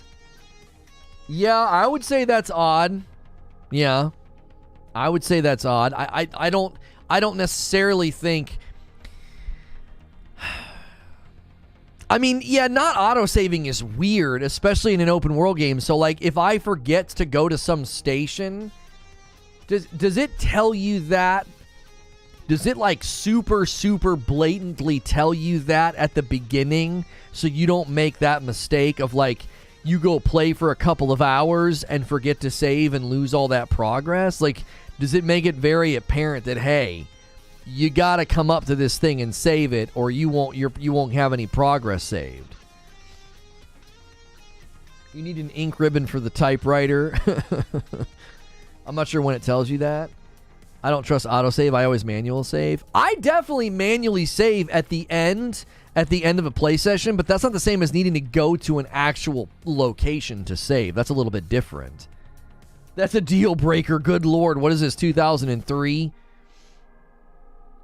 all that does is allow people to cheese bosses. What do you mean, Jerry? Like they can go try the boss, and if they die, like it doesn't save?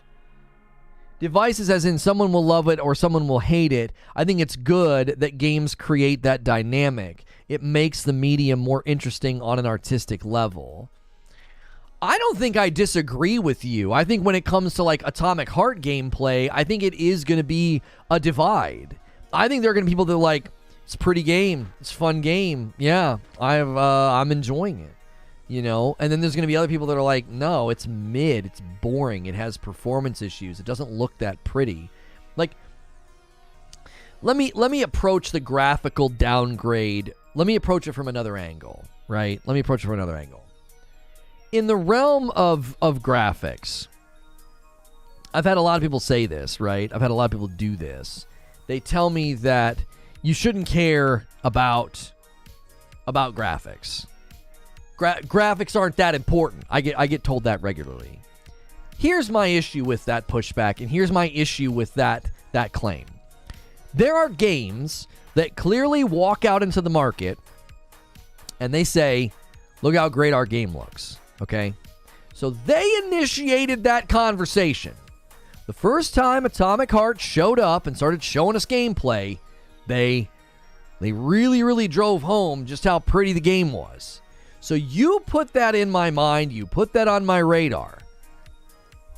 You can't fault me for being like, hey, that matters now. That's a priority. I expect this game to look really, really pretty.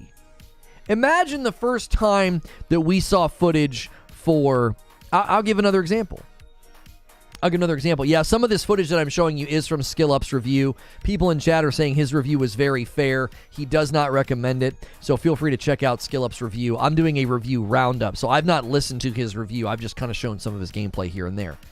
Also, if you guys want to keep this member goal going, we haven't missed this goal since November. We've even had some like late Hail Marys at the end of streams that have nailed it. Every 25, I have to gift 5. We're super close to 2,500 members. If we get to 3,000, I have to do a Just Dance stream. I don't want to do a Just Dance stream. I even agreed the other night that if you get to 3,500, I'll wear an outfit for that stream. You got 10 days to do it. No, you don't even have 10 days. No, you have this week and then Monday, Tuesday next week. That's right, it's February. So you don't have a full 3 days this month. Randall Tor gave the game a 10 out of 10 because of Game Pass. Now come on, don't misrepresent Rand. Did Rand literally say that, or are you claiming that about his review? Rand gave the game a 10 out of 10. Listen, I'm not going to be surprised in the least bit if if Xbox leaning outlets are more kind to this game. Xbox Era gave it an 8.4 and they said that there's bugs galore in it. Like, okay. Seems like a little bit of a, I don't know, maybe a teeny bit of a contradiction. Teeny tiny bit, you know what I mean? The Dragon Reborn himself. Somebody knows Wheel of Time. Like, I haven't seen anything. I haven't heard anything. I've not looked at a single review. Even the positive reviews, I don't think give ground to a 10 out of 10 game.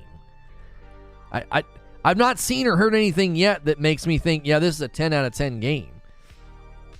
I think price point should play a role in the grade of a game. When you say that, Silent Warrior, are you specifically talking about the $70 price point? Or are you saying that Game Pass is going to affect how people review this thing?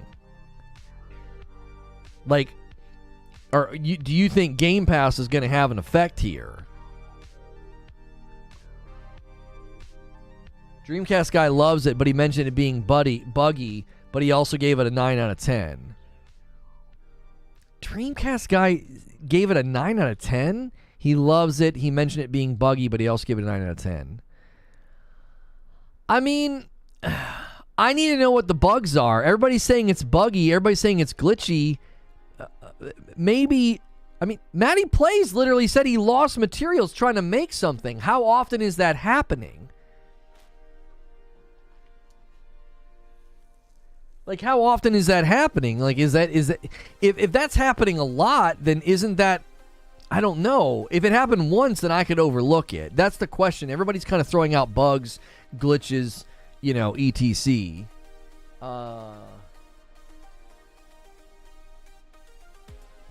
You recorded both of these Jedi vids under the premise of being on Rundown. Intentional. The 15 wasn't intended for gaming. Oh, do I have a... I have a 15-minute video, Creature? That... Are you sure I recorded a 15-minute video and it sounds like it's for the Rundown? Are you accidentally rewatching the one that I did a while ago? I have a 15-minute Jedi video that we ran a couple of days ago. I didn't record another 15 Jedi, did I? I don't think I did. Let me double check. I feel like you're looking at the old video because I don't feel like I recorded another 15-minute Jedi vid. Everything I recorded over the weekend was pretty short. I don't have a memory of recording another 15 Jedi. I'm mainly concerned with how enjoyable the game is. If a game has great graphics, runs at 60 FPS with no bugs, but isn't fun to play, what's the point?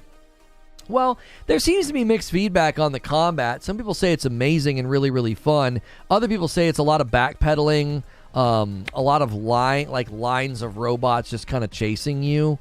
You know, it's hard to know. Again, that's subjective. It's a dupe false alarm. Okay, cool. I was like, oh my gosh, what did I do? Yeah, sadly, I don't have anything slated for today. I didn't have a recording for this channel today. I don't have a second talk show because the atomicheart review embargo kind of threw me a curveball this morning. I should have been more prepared. I thought the embargo for this game was like this afternoon. And I was like, well, I can't do a show when an embargo drops in the afternoon. I thought it was dropping at like 2 in the afternoon. And then when I saw it was dropping this morning, I saw Skill Up. He was like, oh yeah, mine's dropping in like 20 minutes. I was like, oh my gosh. I was like, that's got to be our show open. That's got to be our lead show. I did have a Diablo 4 show, Hilly, but because I had to go and listen to reviews, grab reviews, and type up like a 10-page review roundup, I didn't get to type up a monologue about Diablo 4. I had a schema and like an outline for Diablo 4, but I don't have anything. I don't have a monologue. I don't have a show open. So it would be really rough. It'd be a really rough show open, which I don't like doing that. I don't like having rough show opens.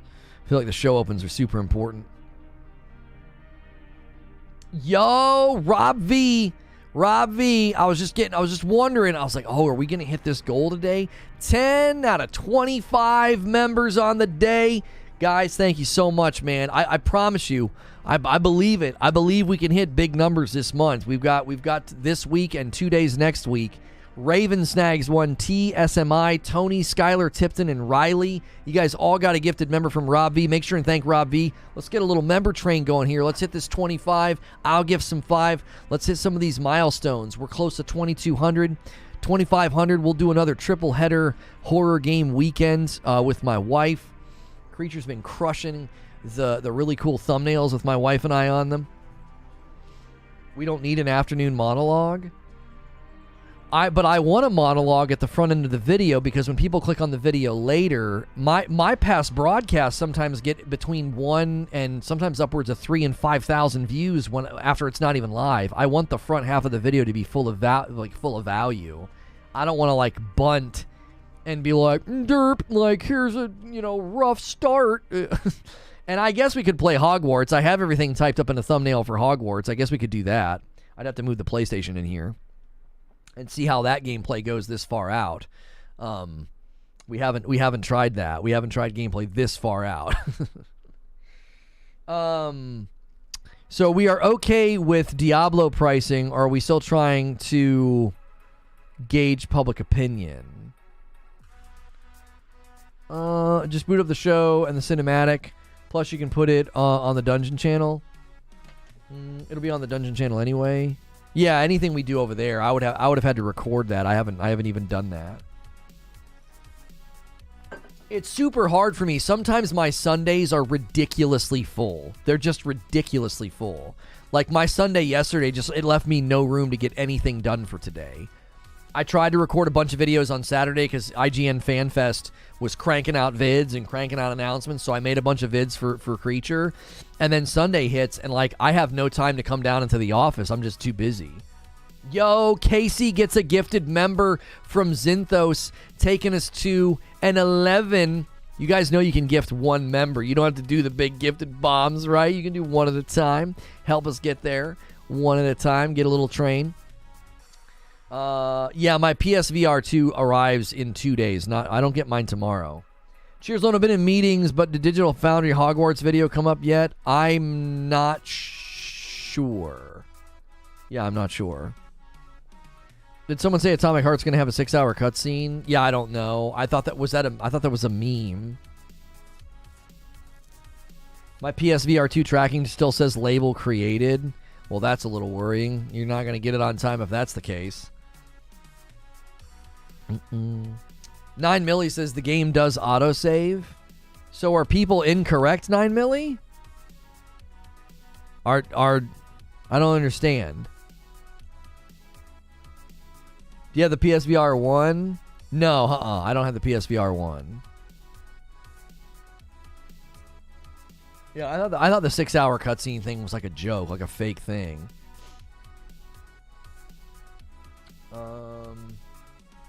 Ozzy, they sent a PSVR 2 to Ozzy Osbourne. I mean, they put a video out this weekend. Just curious if you discussed it at all. Oh, Digital Foundry put out a video about Hogwarts. No, I didn't discuss it. I didn't even see that they did that. I was getting pinged about the IGN FanFest and Diablo. I didn't get any pings about the Hogwarts video. Again, I try not to do any work on the weekends. Well, I try to do as little as I can. 6-hour cutscene. I'm telling you. I walked up to something for the story and it saved.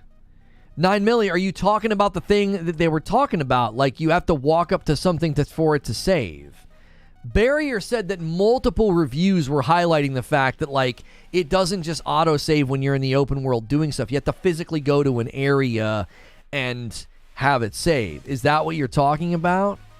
No, that's different.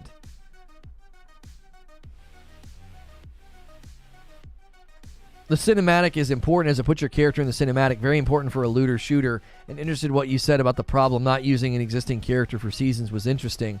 They have put loads of work into incorporating your character into cinematics to have to start over again. That's a great discussion point that we will likely get into when I cover that, Hilly. Yes, I thought similar things like, well, that's a pretty big focus on a character I'm going to leave behind. As soon as season 2 rolls around. You know what I mean?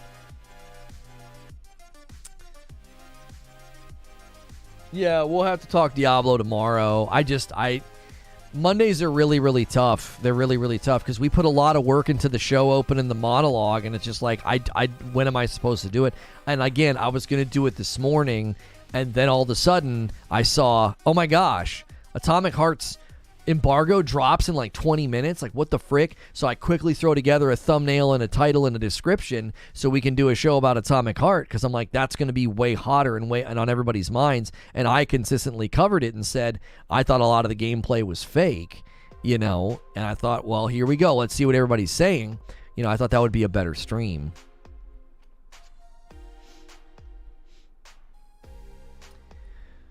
You can manual save in the safe room, and then it saves throughout the story.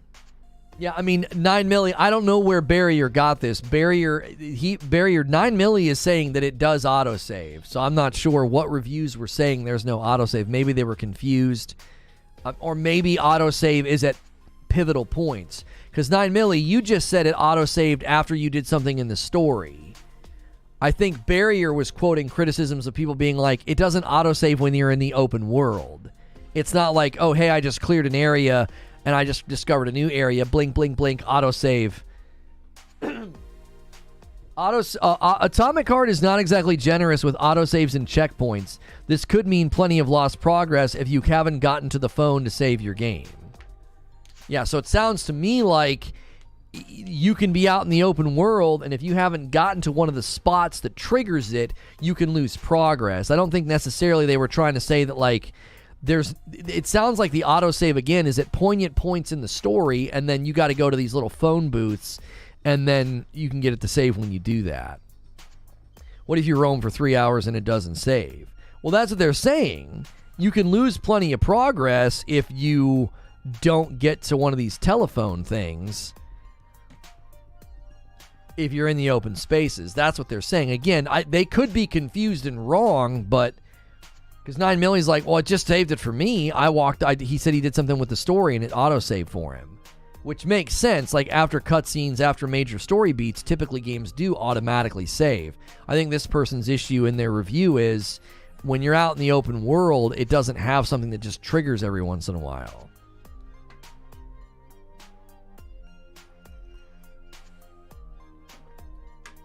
My favorite game of all time, you're praying you get a Superman game. I think a Superman game is going to be virtually impossible to pull off. We've gotten so many superhero games. I don't know, dude. I think in general, a Superman game would be incredibly hard to pull off. And if you're looking at like the Batman games and the Spider-Man games, I don't know. I'm never going to hold my breath for a good Superman game. Hey, Reforge, I just watched your opener. Personally, I'm going to play it. I don't really care what journalists say. I don't trust them. ACG said it's a buy. He's the most trusted reviewer. He's never failed me, so I trust him. Well, I hope he doesn't break his track record with you.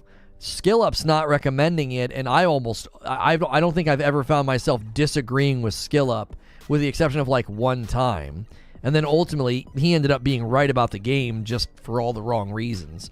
Like I think his critique and his review of Anthem could have been more on target. I feel like he highlighted things that were more rooted in kind of like misunderstanding, like it's not a cover-based shooter, but he ended up being right about Anthem not being a good game.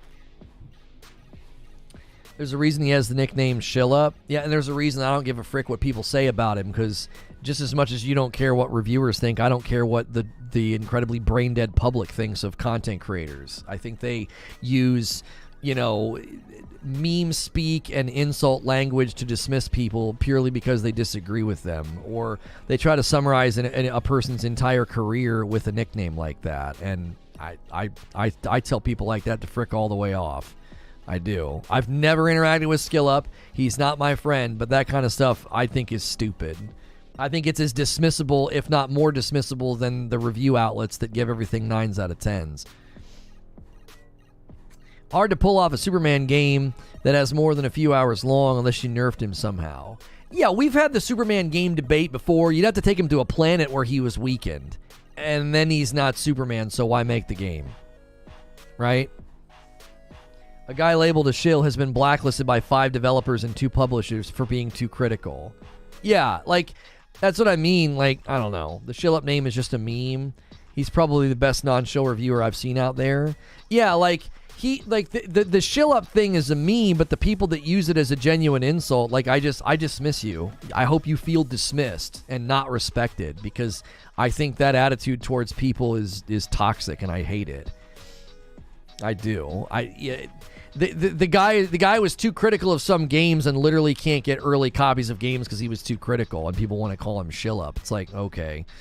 Like, as someone who's been in the industry for as long as I have, and I know how toxic and nasty developers and publishers can be with how they treat content creators, I don't know. I don't have any respect for people that buy into that kind of nonsense.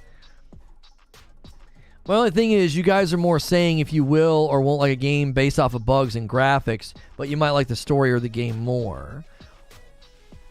Well, but the problem with that attitude, Cowboy, is bugs and glitches and graphics can get in the way of the game. Does that make sense? Like, when I played Elden Ring and they had the stutters at the beginning and I had to play the PS4 version, I got around that, and then the game was fine, right? It didn't get in the way of the game. Now, if I would have gone into every fight and experienced frame drops and stutters and weirdness and oddities, right, that would have gotten in the way of the game.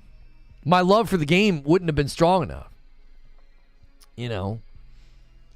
It wouldn't have been strong enough to overlook that. So that's always the question, Cowboy, is do the bugs and the glitches rise to a pitch of consistency or intensity that it disrupts the game's quality?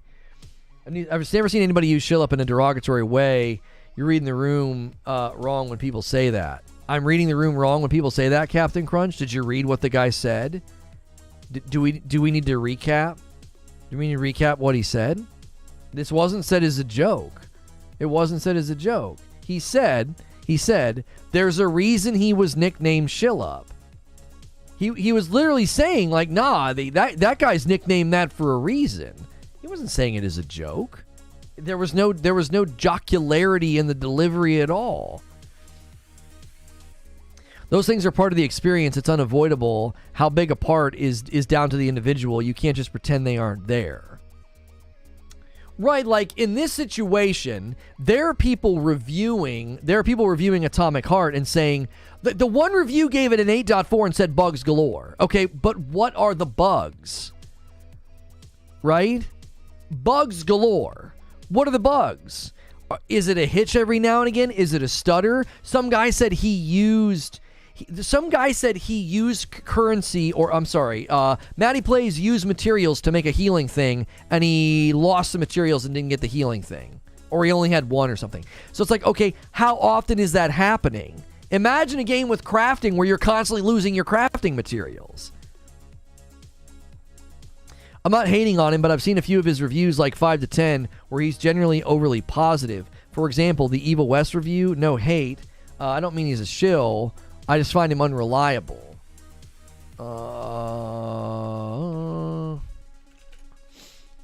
Was he out of step with everybody else on Evil West? 73 and a 75 Metacritic. PC depends on where he played. 73 on PC, and then hang on, it's freezing up. Let me check Steam. I loved Evil West personally. Yeah, I don't think Evil West was like some like monumental game that deserved high praise, but I don't feel like he's way out in left field if it's landing in the 70s. It depends on what kind of a score or praise he gave it. I've not watched his review. It has a 75. See, that's consensus. 73 Metacritic, 75 Metacritic. Steam, it has a 75. So that's consensus. So I would need to know how high was his praise for a game that's getting a 7.5 pretty much across the board. Do you know what I'm saying? I don't mean he's an a-hole. I just like calling him. That a-hole. No disrespect intended. He gave that game a crazy good review. Evil West was a good game. Some things need to be fixed, but a good game overall. Skill Up is focusing too much on the immersive sim aspect of the game rather than the enemy AI and the combat, etc. He strongly recommended it. Most of his games with that is like an 8 out of 9. Okay, but okay, here's where I'm going to push back. Here's how I'm going to push back. I said this morning that there's usually a cluster, right? Right now, the reason that my alarm bells were ringing for Atomic Heart is there doesn't seem to be a cluster. 4, 5s, and 6s, 7, 8s, and 9s, kind of all over the board. And then Skill Up says, I don't recommend it, right? You have like a wide gamut of responses to the game, okay? When I look at Evil West, I'm seeing a cluster. I'm seeing consistency, right? 7.5, 7.5, 7.5, 7.5. So guess what? Skill Up's just on the higher end of the cluster. If it's getting 7.5s, that means some people are giving it 8s and 9s and really liked it, and some people are giving it 6s and 7s and didn't like it that much. Do you see what I'm saying? He's just on the other edge of the bell curve. That doesn't make him unreliable. Now, if Skill Up gave an 8 and a 9 to a game, and he highly recommended it, and that game was clustering down in the 6s, or had this big, huge, crazy spread of scores at 4s and 5s, well, then I would understand what you were saying. Do you see what I mean? Like, look at the cluster, and he's landing on the high end of the cluster. This game doesn't have a cluster right now. This game's all over the place. JW with 24 months in a VIP. Yo, that's a red badge for 2 years. Best 2 years of my life. Maybe I should go outside more, JK. Keep doing your thing, Lono. We're all here to ride to the top. There's that red badge. Guys, let's get some more badges in chat. 11 out of 25 on the member goal. Make me gift 5. Make me pay it forward. Help us get closer to me having to do a Just Dance stream. Or at the very least, the horror weekend streams are a blast with my wife. It all goes back to subjectivity. It goes both ways. Skillup can really like a game that's getting a 7. I hate the number scores. I'm sorry if I use Shillup. I meant something else. Listen, Rising Alex, once you establish your position with sentences instead of a label, look where we landed. Oh, you think he's unreliable because he gave recommendations on games that you thought were poor or bad or whatever. Okay, that's fine. That's fair. Like, saying someone's unreliable because they don't typically line up with where you land is different than calling someone a shill. And obviously, I'm sensitive to that because I've been called the same thing because I say something that somebody doesn't agree with. I'm like, get the frick out of here. I'm not a shill, and neither is he. Like, if you find somebody on the higher end of a bell curve of a game, that doesn't mean they're a shill. It might just mean that maybe they're different than you and they actually liked it. The man is saying he's not recommending Atomic Heart, and Atomic Heart, contrary to Evil West, doesn't seem to have a great cluster right now. There doesn't seem to be a consensus. Yo, Legend with 9 months, welcome back in. Thanks for jumping back in, my man. Yes, Lono, but you are a shill, says Bear. If Skillup gave 7 out of 10 to every game, regardless of the rest of the industry giving it low or high scores, I would call him IGN up. I think I heard somewhere as a joke, and then I used the word and didn't think about what it meant. You're good, Rising Alex. I slap it down really, really quickly. I do. I slap it down super quick, right? And I know that Shillup is a nickname from Layman Gaming, Justin Kidder. I know that it's a joke, but when people don't use it as a joke, I gut check it. I'm like, no, you're not going to come in here and passively dismiss some guy. Because listen, there's a giant difference between saying, I don't find him reliable, I don't line up with his perspective. But when you label him Shillup and you do it in a way that sounds like it's a dismissal, that is a very, very far-reaching summary of the man.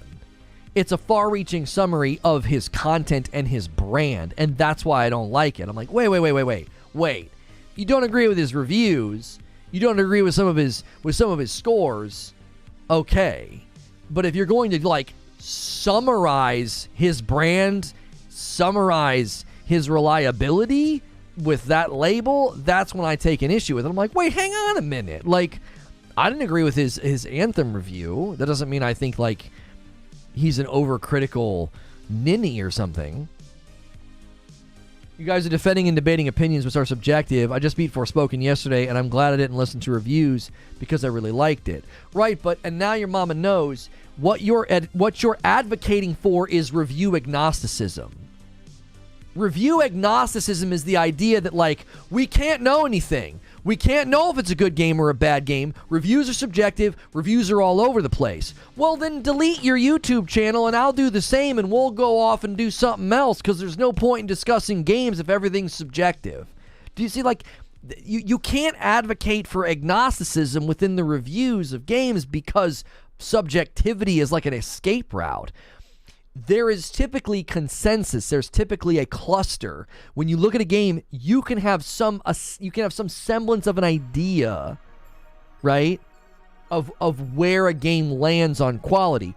That doesn't mean you can't enjoy it. Like, Forspoken is not a great game. I'd argue it's probably not even a very good game, okay? It's a video game that you may enjoy depending on where you end up landing on, like, subjectivity and gameplay. But you're not necessarily going to be able to say, no, it's a great game. And the way I defend it being a great game is by saying all reviews are subjective. But you just undercut anybody caring about what you have to say then. Don't you see? You're chopping off the very branch you're standing on. Oh, I liked it. I thought it was good. Well, but you just argued that the reviews are so subjective that they don't matter. Gnosticism? No, I said agnosticism.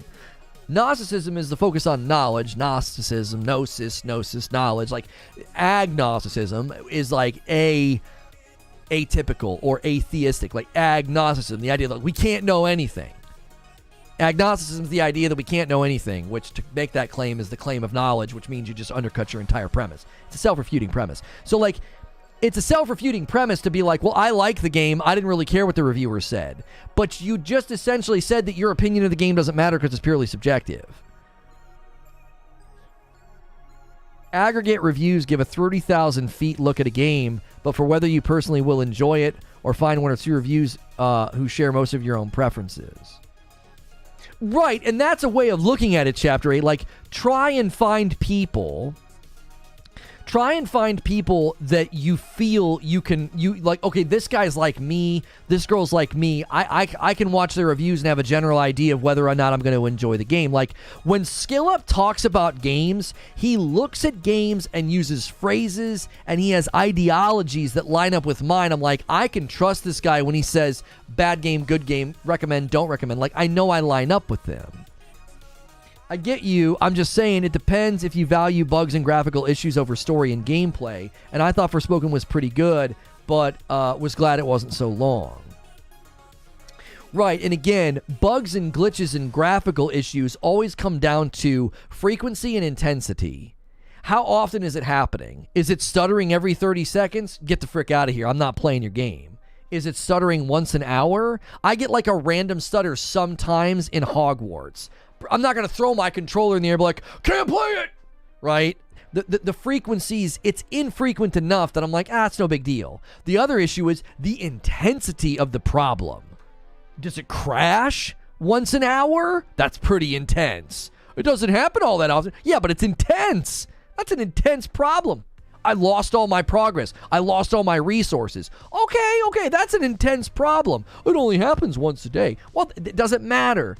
Frequency and intensity matter. So, in the realm of Atomic Heart, it seems to me that the bugs and the graphical issues are not frequent enough, they're not intense enough to warrant somebody saying, you can't play it, it's bad. Do you see what I'm saying? I'm just letting people know they're there. Listen, if that's the kind of stuff that's going to trip you up and kill your immersion and make you want to stop playing, then you may want to skip Atomic Heart. Largely, my conclusion was proceed with caution. Proceed with caution. You talking about Outriders? No. You're allowed to not agree with reviews. We did not agree with the review of Deathloop as reviewers saying its praises. Yeah, I found myself way on the low end of the bell curve for Deathloop. People were giving Deathloop 9s and 10s and calling it a masterpiece. And I was like, this is a 7 maybe? Like, maybe a 7? Yeah, people in chat are saying they like ACG. I like ACG. I think he leans positive.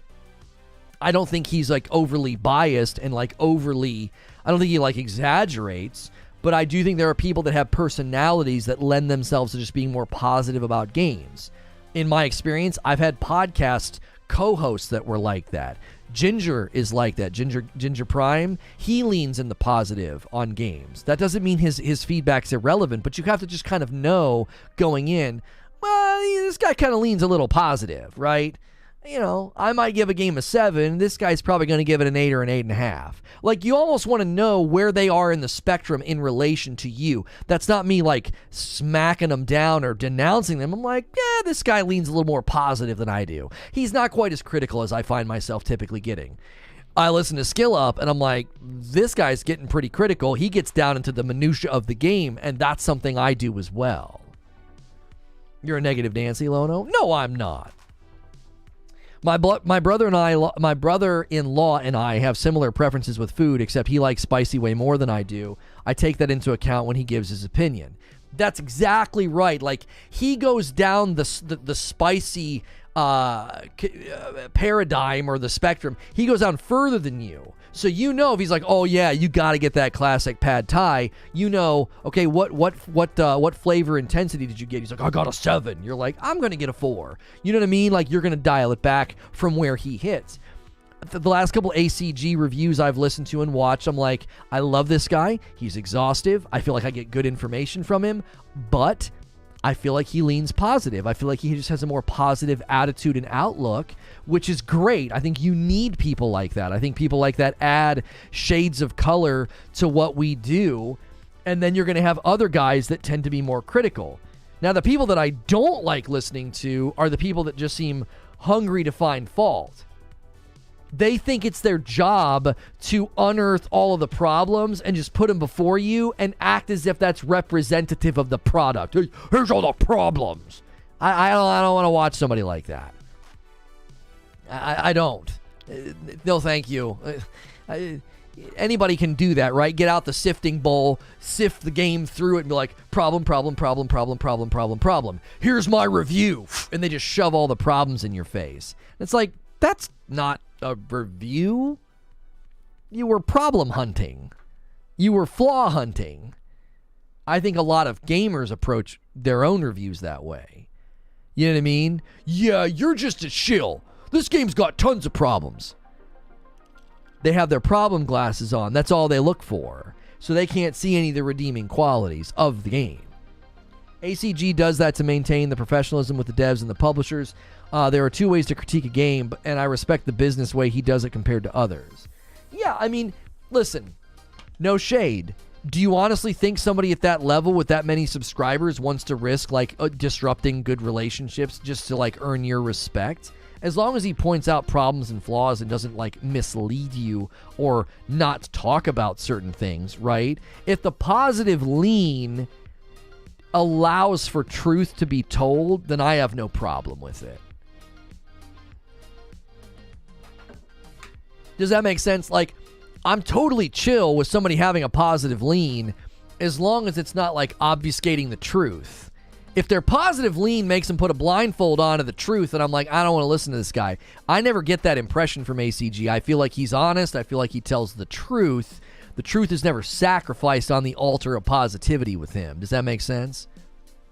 He doesn't go full. When someone leans positive, that's not the same as somebody who sacrifices the truth on the altar of positivity. It's a great game. It's awesome. 9 out of 10.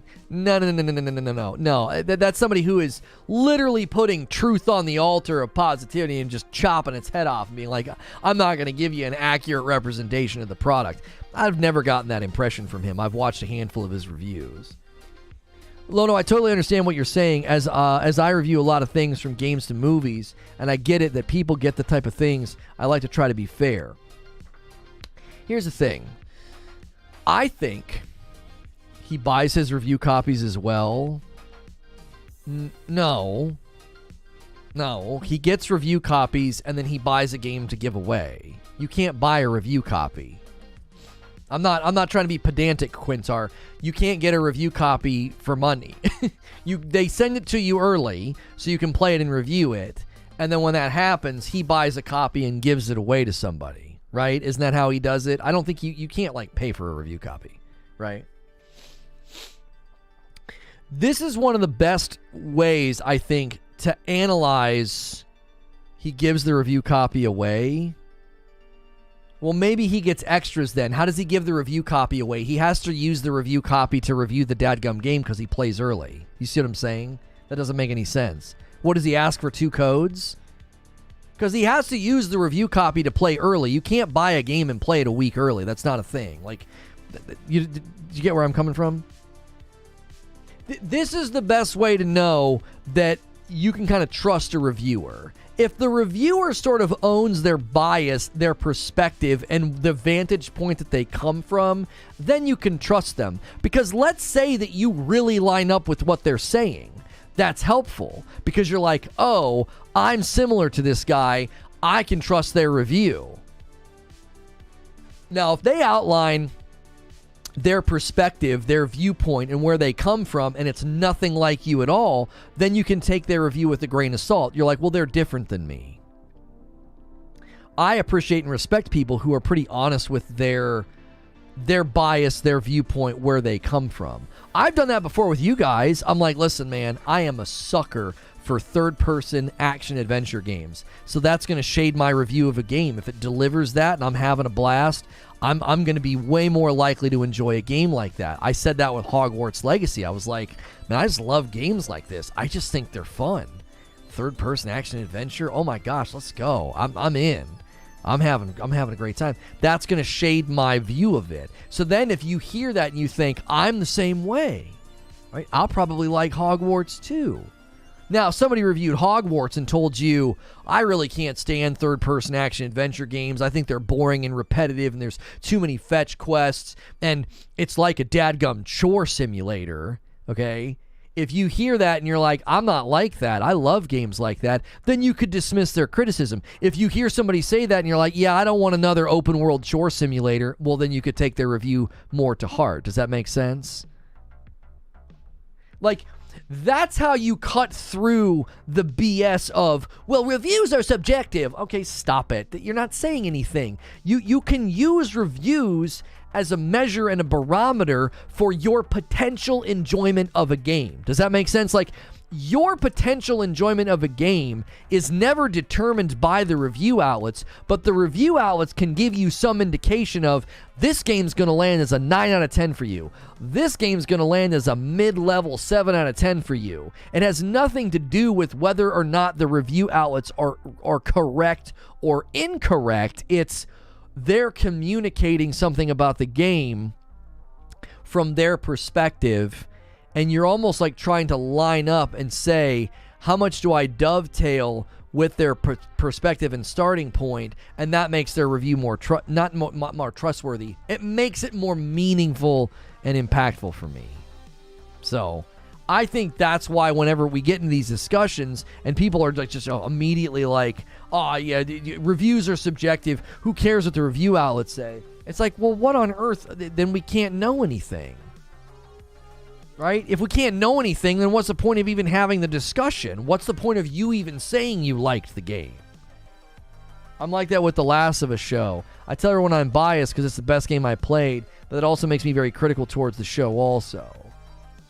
Yeah, you know what's funny is sometimes the bigger the fan you are of something, the more critical you are, it's harder for you to enjoy it.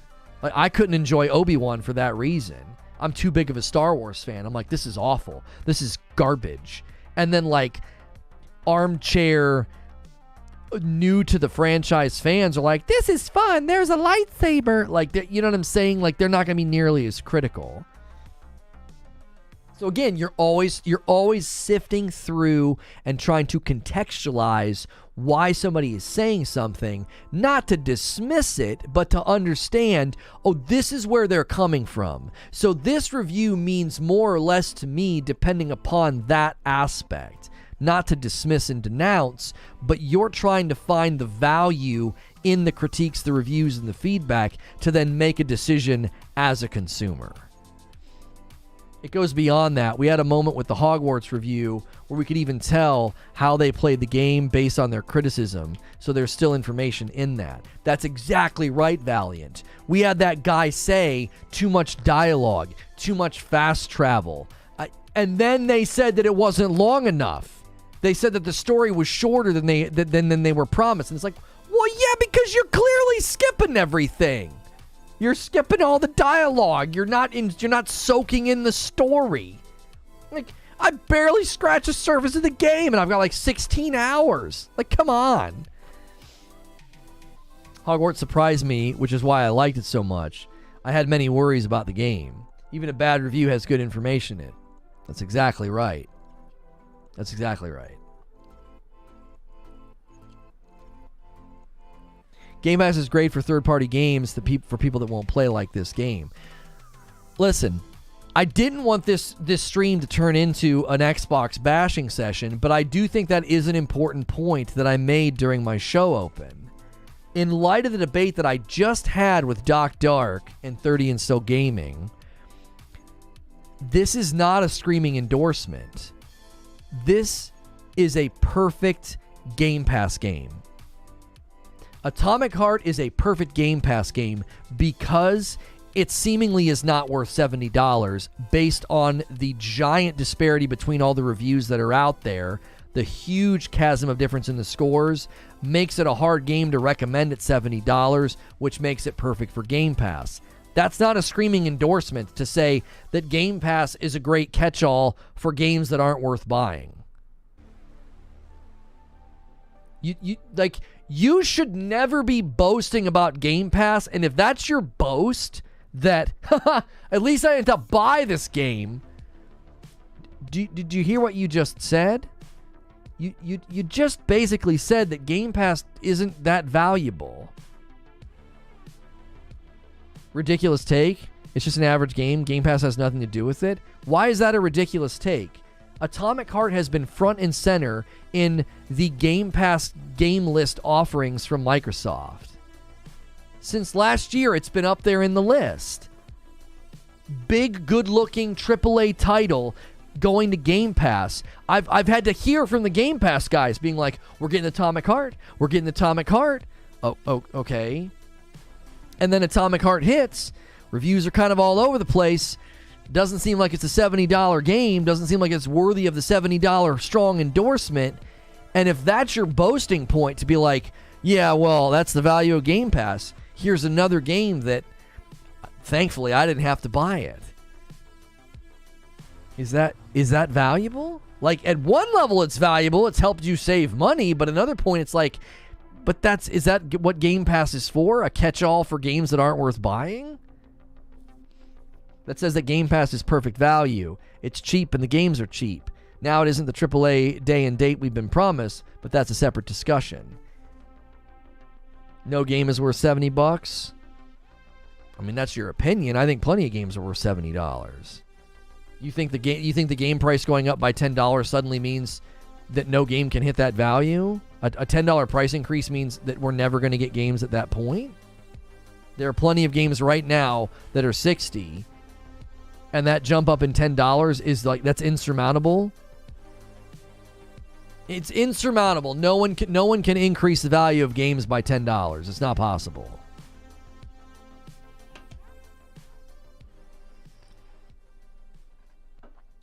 Perfect game for Game Pass is not a slam because it's not $70 good.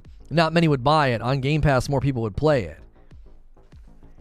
But that's not the dunk that people think it is, Justin Kidder. I'm not saying it's a slam, but it's not a slam dunk either. Oh, yeah. Another game hit Game Pass that's kind of mid and not so great. Thank goodness I didn't have to buy this game. Did you just defend Game Pass by saying that you've got another game that's not worth buying? That's your defense of Game Pass? I don't think people hear what they're saying. So many times I've seen Game Pass defended with games like Atomic Heart. Yeah, suckers. I didn't have to buy that game. Game definitely wasn't worth it. Thank God for Game Pass. I'm only signing back up for Game Pass because of Atomic Heart. It's coming, and then I'll play Hi-Fi Rush and return to High on Life. Lono's actually right. Right, like, look at what Cowboy just said. The reviews are pouring in.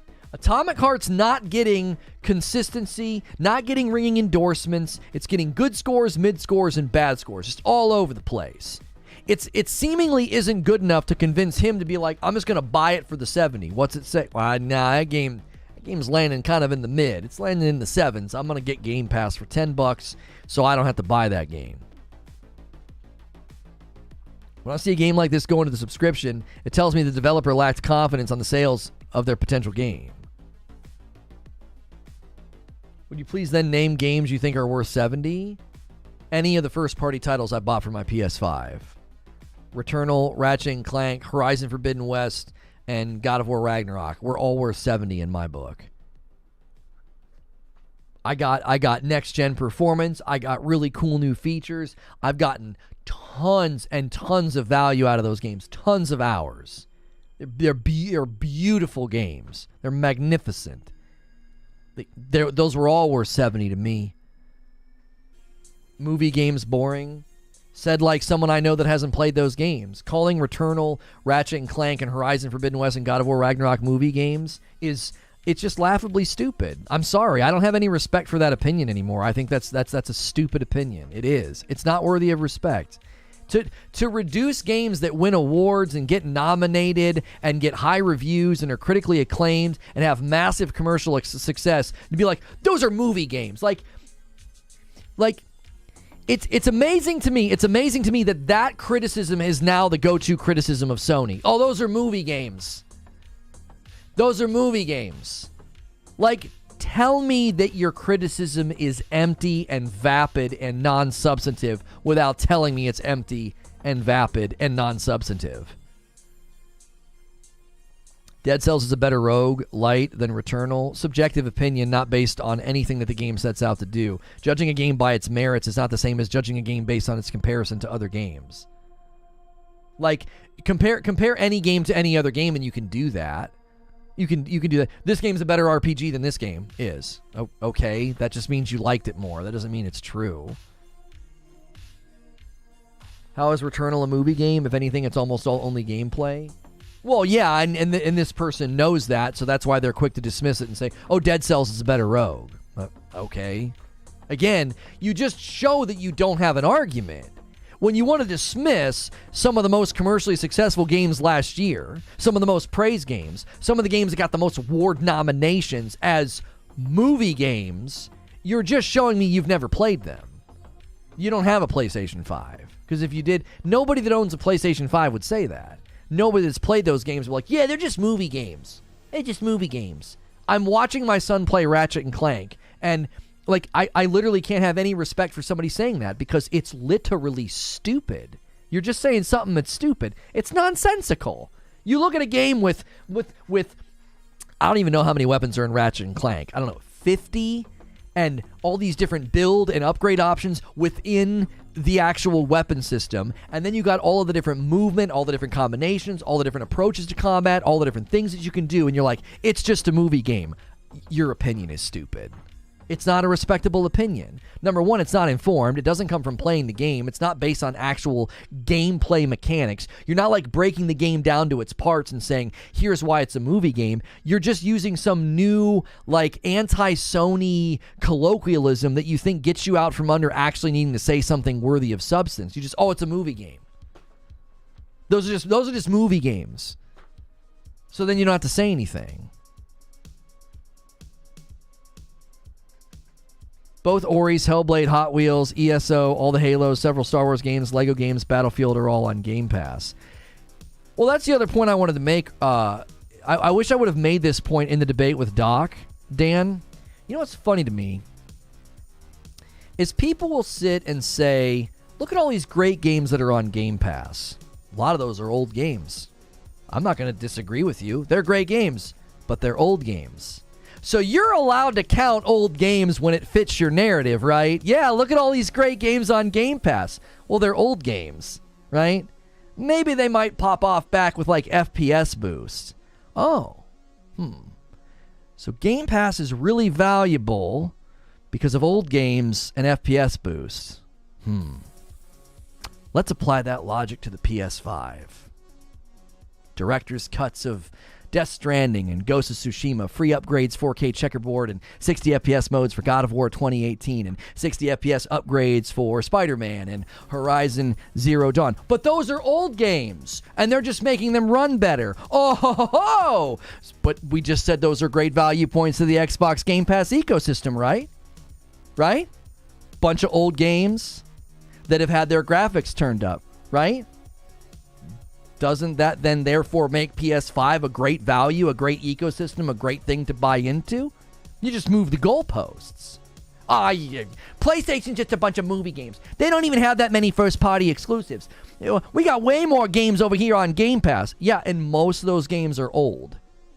And yes, a lot of them have had their performance improved with FPS boost. But if you're going to argue that that adds value to Game Pass, you just argued that the PlayStation 5 has amazing value too. Right? How is this turned into a Game Pass NAD stream? Because Atomic Heart is on Game Pass, and I don't think it's the dunk and the win that I want to see for Game Pass. Your account is 3 days old. You are banned. You still have to buy those games, though. Right, but Lone Wolf, here's the thing, though. Here's the thing. Listen to the argument. Listen to the argument. Go back and watch the stream with Doc Dark. Okay? One of the consistent things that Doc said in defense of Game Pass is, everyone talks about, this is what he kept saying. Everybody talks about how Xbox doesn't have any games. Xbox doesn't have any good games. Game Pass doesn't have any good games. And what's he say? It does. Look at all these great games. Look at all these amazing things. And lots of people who defend the Xbox Series X will tell you, look at all these great games, look at all these great old games, and they got FPS boost. You just argued for the PS5 also having a bunch of great games and also having a bunch of great features like free updates to Spider-Man, Horizon Zero Dawn, and God of War to run better and to look better, director's cuts of Ghost of Tsushima and Death Stranding. That arguably means all those games are functioning at next-gen performance. They might not have like next-gen lighting, but they're running at next-gen performance. There's zero load time now when I play Ghost of Tsushima. Zero load time. And better performance, better resolution, better frames per second. So I'm getting some of the things I was promised on next gen in an amazing game. It's an amazing game. So if I'm going to sit here and give you credit and say, okay, sure, you're right. Game Pass has lots of great games on it, and they improved a lot of the performance of those games, I have to be consistent and say the same thing about the PlayStation 5. But you have to buy those games. We're not debating whether or not you should spend the money. We're debating whether or not both platforms have good ecosystems with good games. That's what we're debating. And what I want to see for Game Pass is not a game like Atomic Heart that quite literally will be celebrated because, well, I didn't have to buy it. It's not worth $70, and thank goodness for Game Pass. I didn't have to buy the game. Don't you see, like, that's not a dunk. You're not, that's not a slam dunk to be bragging about Game Pass with a game that you're arguing isn't worth the money. Should that be the slogan of Game Pass? Game Pass. Come play games that aren't worth buying. Like,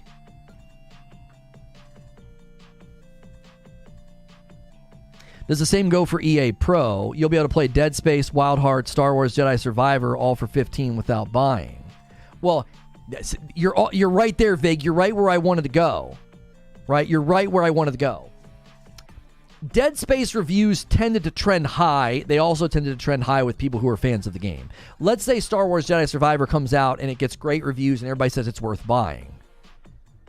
That makes that EA Play subscription incredibly invaluable because you just got a game that is highly reviewed, well worth purchasing, and it's just on this subscription. It's just on the sub fee. It's just on the sub model for you.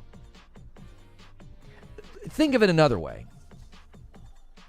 Let's say that the undeniable praise and the acclaim that Hi-Fi Rush got. What if we were seeing the same response to Atomic Heart? That's the dunk that you want.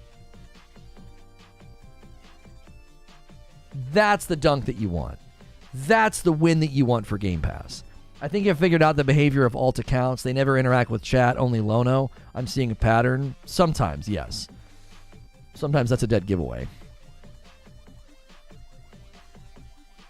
Please explain free updates. What does that mean? Spider-Man isn't to upgrade to the remastered version. Is that what you're saying? But updates should always be free? Well, no. Updates should not be free if they add features. Like the director's cuts that cost you an extra $10 for Death Stranding and Ghost of Tsushima. I think that's worth the $10. You're literally buying features. God of War 2018 got a free update to 4K checkerboard 60 FPS performance, and Horizon Zero Dawn also got a free update to 60 FPS performance. I thought Spider-Man just got a free update on PlayStation 5. I just thought I one day played it and it got better performance. I didn't do anything. I don't think I bought anything. I could be wrong. You might have to also upgrade Spider-Man for, what, $10 to get, what, the remastered?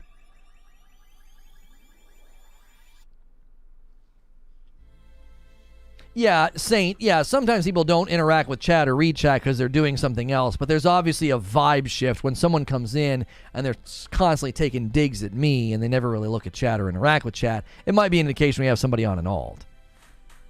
They released the remaster attached with Morales. Oh, that's right. If you bought the remaster, didn't you get Miles Morales or something? I don't remember how they handled it with Spider-Man. I just know that they did it for free for Ragnarok, and they did it for free with Zero Dawn, and then they had the $10 upgrades for director's cuts of Death Stranding and Ghost of Tsushima that I thought were well worth it because you got a bunch of extra features added. They went back and did a bunch of stuff to those games that you were basically paying for. If a game has been out as long as Ghost of Tsushima was, you spending $10 for the director's cut upgrade is totally fair. They don't owe you that for free. The game's been out for how long? It's not a patch. It's not a bug fix. It's a feature add.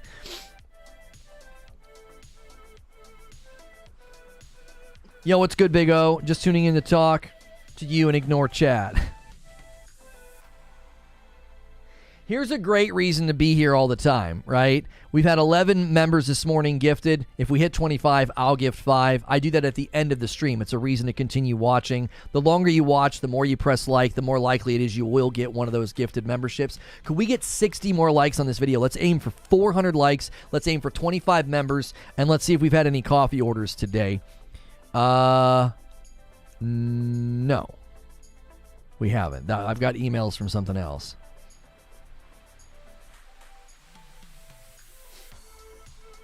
No, Spider-Man is not free to the remastered. It's $10. Okay.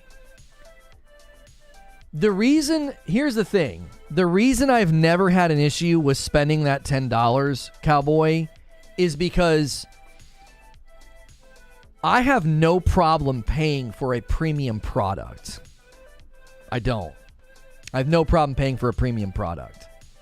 If somebody said, you can rent this movie for $5 or $8, and when I rent the $8 version, it's like an extended version of the movie, I have no problem spending the extra money because I'm going to get more stuff. It doesn't bother me at all to spend more to get more. That transaction is not, to me, that's not a problem. It never has been. Yo, Quintar, we're going to hit this. Come on. 16 members on the day. One goes to De Silva, Rising Alex, 809 Lion snagged one, Shadow, and Tony the Tiger. If any of you just got a gifted member and you want to pay it forward, you can gift one. You don't have to do a big batch. Let's have like a pay it forward train. Like just pass it off. Hand it gifted to somebody. My shipping confirmation email for my PSVR 2, is that what you're asking about? I got that, but it was just a label creation. Will you be buying Hellblade 2? Yeah, I'll be buying Hellblade 2. Yeah. 100%. I want that game to be mine. Well, I know it's not mine, right? When you buy something digitally, you're buying a license, but like I want that on my Xbox as a purchase. I'm not playing that game on Game Pass. No way. That's one thing that Sony is absolutely annoying me on. It doesn't help each game. It has to be specifically patched to 60 FPS on PS5. For instance, I want to play Far Cry 5, but it's only 30 on PS5, but 60 elsewhere. Oh, Far Cry 5? Oh, maybe they have to push out like an actual update because they like even FPS boost is an update to the game. You know what I mean? Hellblade 2 looks like the perfect Game Pass game. I will slap you, Abe. Miles is on PS Plus, but the remastered Spider-Man 1 still costs $10. You would think Sony would make the remake available on PS Plus also. Yeah, I feel like games are going to get kicked to PS Plus when they've been out for a year. That's what they did with Horizon Forbidden West. So I'm not quite sure what they're doing with Spider-Man. Again, Spider-Man always seems to get different treatment for some reason, like as a piece of property. Oh yeah. My whole morning's been frazzled. My laptop's like still out there, open on the couch. I did not get my, you know what I mean? I did not get my my work done properly this morning. If Hellblade 2 is longer than the first one, I might buy it. I beat Hellblade 1 in one day. Yeah, Hellblade 1's a pretty short game. It's a pretty short game. I want to say Sony really took an L losing Hellblade 2, but then I see Bleeding Edge, and I don't know, maybe Hellblade 1 was lightning in a bottle. I hope Hellblade 1 was not lightning in a bottle. Will you cover Sons of the Forest? It's smaller and not coming to consoles until later. Really excited for the early access. I actually love games like that. I just don't know. I mean, I could play it for an afternoon and see what people think. How far are you in Hogwarts? 16 hours?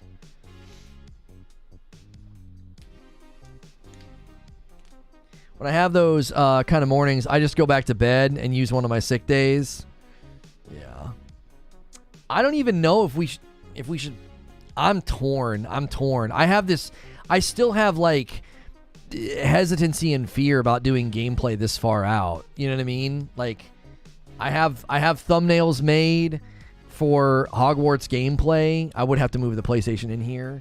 I was gonna work on the campaign, you know. But I just don't know. The last time we streamed it, we got really good results only because we were on some huge recommend. Like, we were drifting off some other video. Some Tetris video. Where is it? When did we play? Yeah. We did side quests. Yeah, we did side quests that day.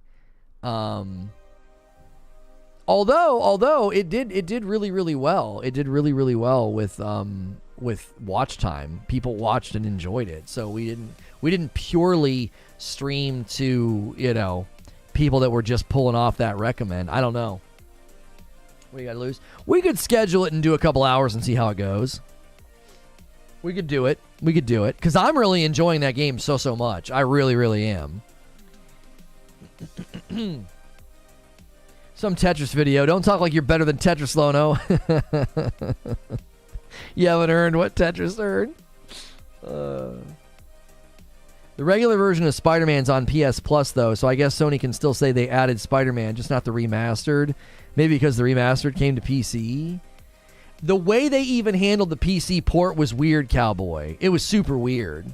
It was like they charged more than they should have, and so it didn't sell as well. And Returnal's not doing very well on Steam because it immediately was getting bashed because of Epic Online services being needed for co-op. Like, the Steam community is so infuriating. A game that should be crushing on Steam is having a hard time. Like, it should be crushing and it's not. I'm so disappointed. I was like, it's a rogue. Rogues do so well on Steam, but everybody loses their dadgum mind because it uses Epic Online services for the co-op, and it immediately starts getting bashed, and all of its momentum has been kind of zapped.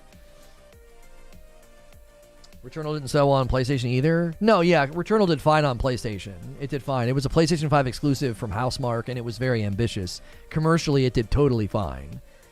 Look at any of the sales. Look at any of the sales reports. Returnal did not do poorly on PlayStation.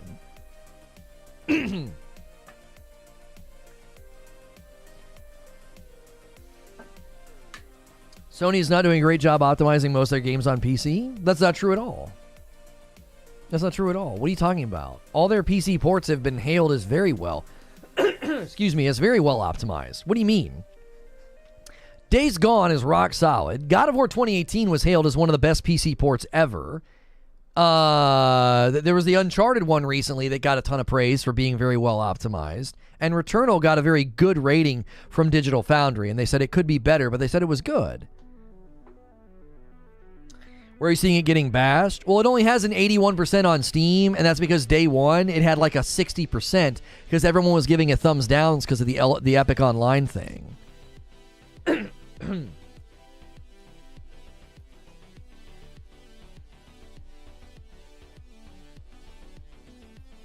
The Horizon port was bad? Yeah, Horizon port was bad. Yeah, the Spider-Man port was hailed as a very good port. The only one that was bad in the bunch was Horizon Zero Dawn, and they fixed a lot of those issues. Yeah, Horizon Zero Dawn was rough. It had performance problems when they ported it to PC. That's 100% true. But all the rest of them got great reviews with respect to port quality. 81% doesn't sound bad. Well, but you have to consider something, Robert. 81 should be more like a 91 when people are just immediately giving it a thumbs down because of the Epic Online thing. I'm not into rogues, but Returnal is the one game that makes sense when you die and come back. My other streamer family, a guy who made his empire off Hades and plays indie rogues, bought Returnal for PC and he couldn't put it down. He used a PS5 controller and the haptics blew his mind. I was trying to tell Doc, man, haptics are not a gimmick. I was like, they're not a gimmick, Doc. They add to the immersion. It's incredible. Do you think we'll see a trend of PS exclusives being dropped in PlayStation Plus game catalog after release? Yes, that's been my prediction for a long time. This is not me doing the I told you so thing, but I kept telling people this is the pattern I see they're going to do. Big first party release. It's going to hit PS Plus 12 months later. It'll hit PC 18 months. Like 1 year it'll hit PS Plus. A year and a half it'll land on PC. That's the pattern I see emerging.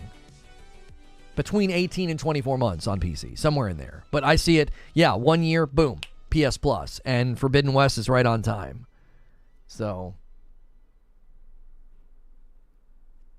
I've tried haptics and the triggers thing. It's definitely a gimmick. See, but you're talking about trigger resistance. That's not haptic feedback. That's not the only thing haptic feedback does. A game is dead and gone after a year, though? You sure about that? Are you sure about that? Have you checked any of the sales reports for games that have been out for a while, especially on that platform? Anytime they repopulate and restock the market with PS5s, their first-party titles have a huge surge in sales. Like, that's not true. Some games, for sure, die after a year, but yeah, that's adaptive triggers. That's not really haptics. Haptic feedback is the unique and particular vibration patterns that they use in the controller. Sure, you feel different vibrations, but only does the chomps your battery? I don't know, not for me. I don't think haptics is going to land on everybody, but I don't know. If I were you, this is the only chance haptics might convert you, King Arthur. Play the Astro Room game, the free game that comes with PlayStation 5. Play the Astro Room, and then tell me that haptics are a gimmick. I don't think so. Haptics can do some really, really cool and creative things. Combined with the speaker, combined with trigger feedback, combined with motion controls. That Astro Room, man, that Astro Room is clean, bro. It's very, very clean. It really shows how haptics can be a major point of immersion. Now, if that doesn't convince you, King Arthur, everybody's different. Everybody's different. Some people are going to touch the controller and say, I don't get it. Right? I don't get it. Why does everybody think this is dope? You might not be convinced, and that's fine. But I actually think haptics are way, way more enjoyable. Like, when you play Horizon Forbidden West, and you pull back the bowstring, and you almost feel it in the trigger, the tension. I don't know, man. I don't know. That's really cool. Listen, I was initially a huge skeptic. I was like, dude, I don't know. Who cares about that? Because the first time I experienced the triggers was in Hitman 3, and it messed me up because it gave me resistance. But the more games I've played, the more I'm like, that is actually a huge immersion point for me. Now I grab an Xbox controller and I just get the generic rumble and I don't get anything in the triggers. And it's like a part of the game's not there. It's not doing anything to my hands. It's like, it's not VR, but it's like low level VR. Like it's your major contact point with the game is your hands, and it's interacting with your hands in a way that, you know, I think is really nice. I think especially once you get used to it. I actually typically turn off the adaptive trigger, King Arthur. I like haptic feedback. I like the haptics. I like the speaker. I like the vibrations. But I do not like the trigger resistance. I typically actually turn that off. So everybody's different. That's one way that I'm different. Some people love the trigger resistance. I freaking hate it. Now, in Horizon Forbidden West, it doesn't really give you resistance. You almost feel the tension in the bowstring. It's different. It doesn't, like, stop. Like, in Hitman, the trigger just stopped. And I was like, what the frick? And it messed me up. I posted the February lineup for this month's PS Plus. Yeah, I've already seen that. I'm not being... I've already seen that, brother. We were just talking about it a moment ago. Horizon Forbidden West is hitting the year after the game released. So...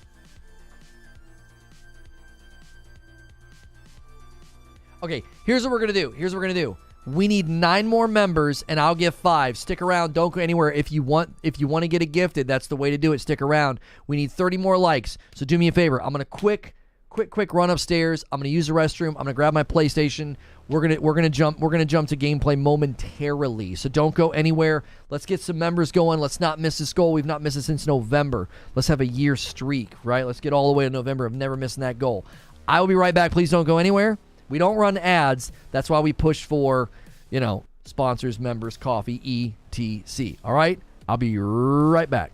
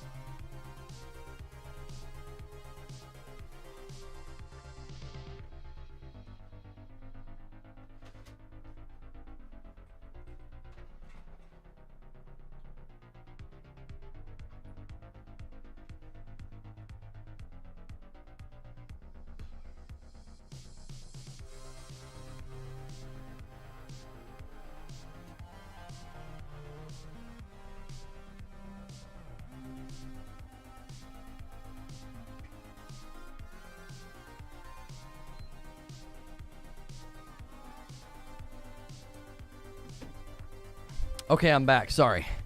I had to get my PlayStation. Okay. All right, if we're going to do these 9 members, you're going to have to do it relatively quickly. And then, or we can do it in gameplay. You guys can save them. Okay. I got to schedule this game, this gameplay stream.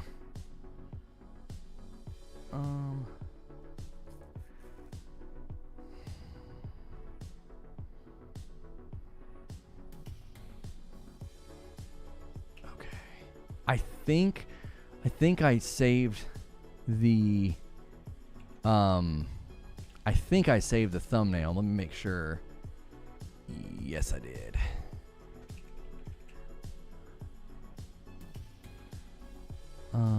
New gameplay.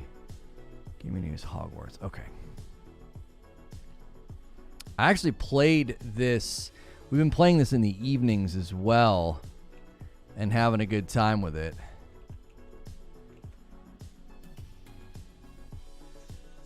My wife and I, like, she'll play on a separate monitor. So what I'm envisioning happening is me catching up to her.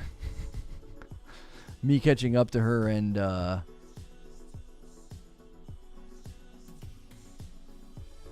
we'll do it at 12:30. Me catching up to her and then just like starting another character, or I'm sorry, passing her. Yeah, you're good, Sven. You're good. Yeah, I don't know if we'll do a member stream today. I don't know. It depends on how gameplay goes.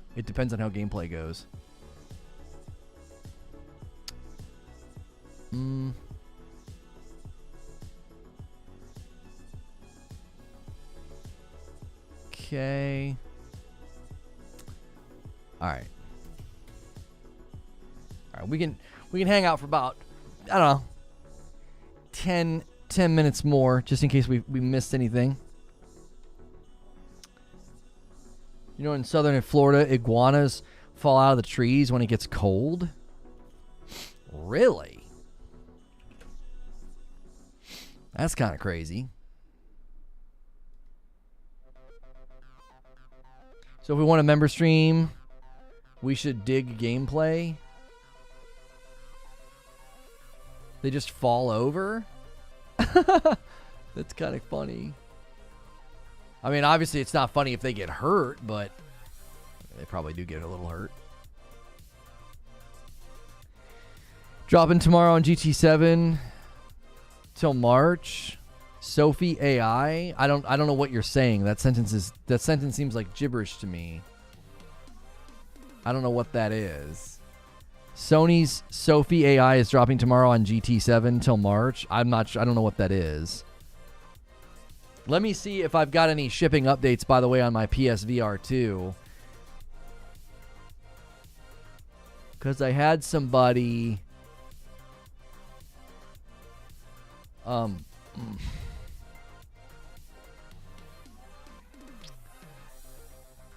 give me a GT7 code. Your order has shipped. Check the status of the shipment here. Yeah, it's telling me it's going to be here on the 22nd, and the label's only been created. So I don't know what the frick they're doing. Oh, RoboCop Rogue City is available for pre-order.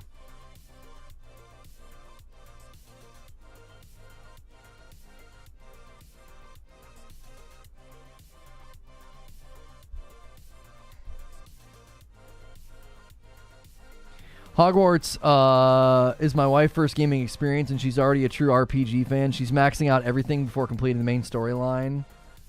I now have to buy a second PS5 for her. There you go. What studio's making RoboCop? Nacon? Have you ever seen a movie in 4DX? I've seen Avatar, and I've just seen Ant-Man in 4DX. It was pretty cool. No, I have not.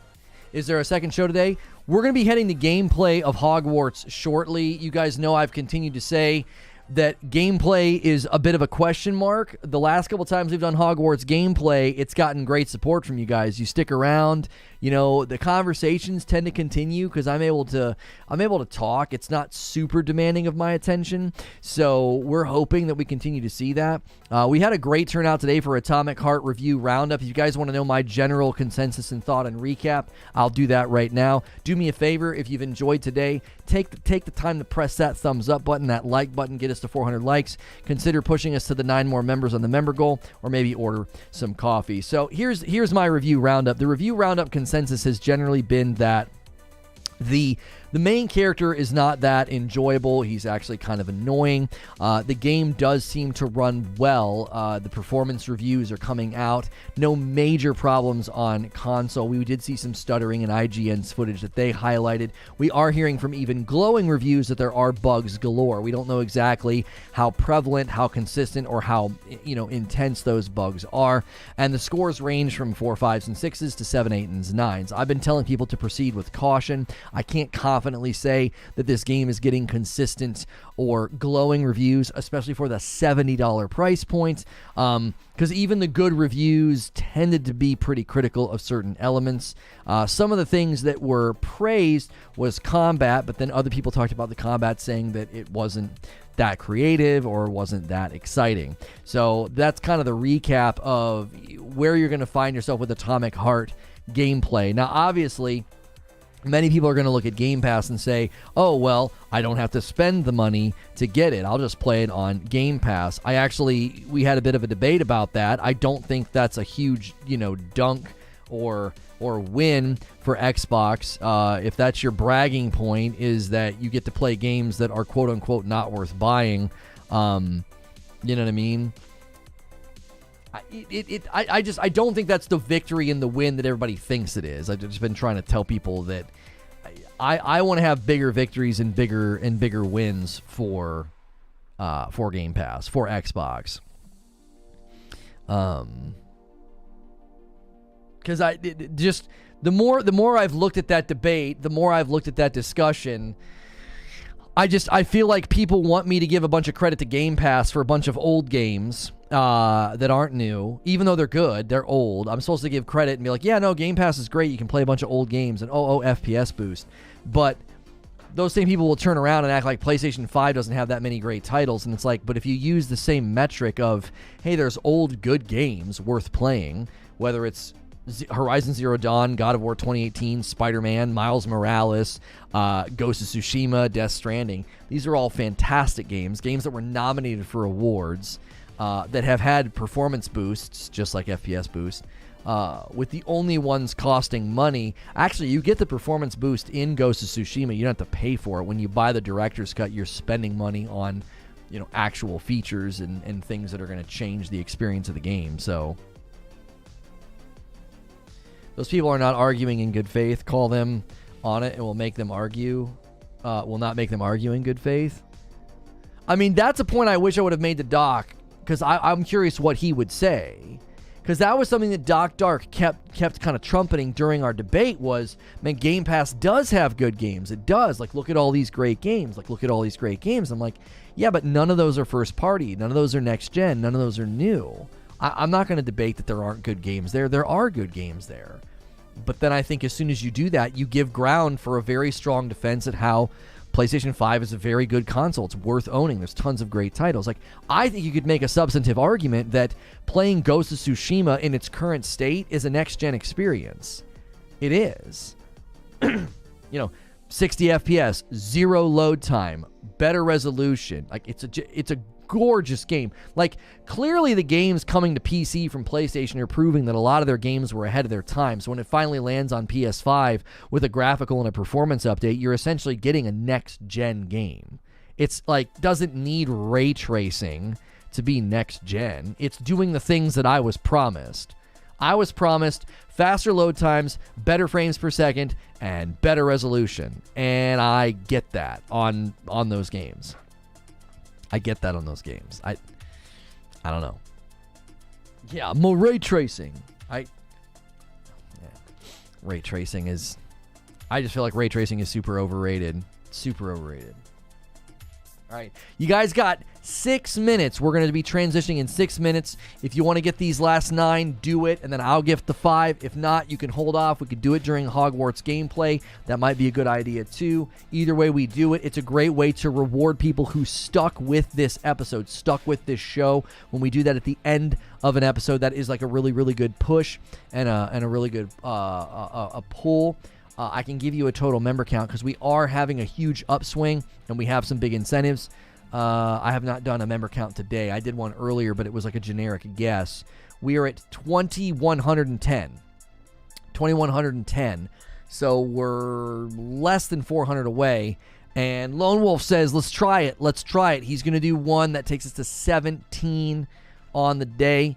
And I did the 5 that I owed you guys during a members-only stream on Friday night. Like, I switched members-only to public for like 20 seconds and quickly gifted 5. I don't know if those people got pinged or alerted or what, but I did make good on the 5 that I owed you guys. I was supposed to do 5 during the debate with Doc and 30, and I completely forgot, but I did that on Friday night.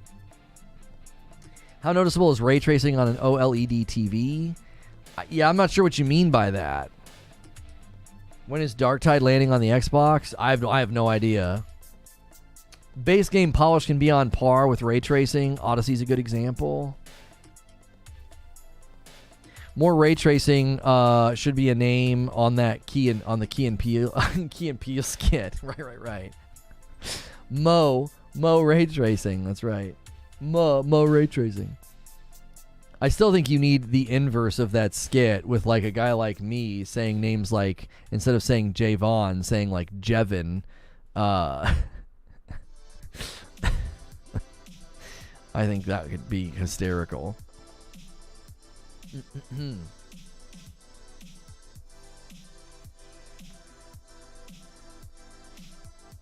We live that all the time.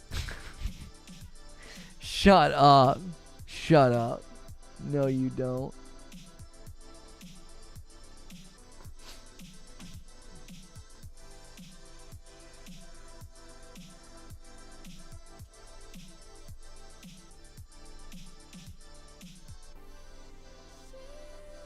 I must have had...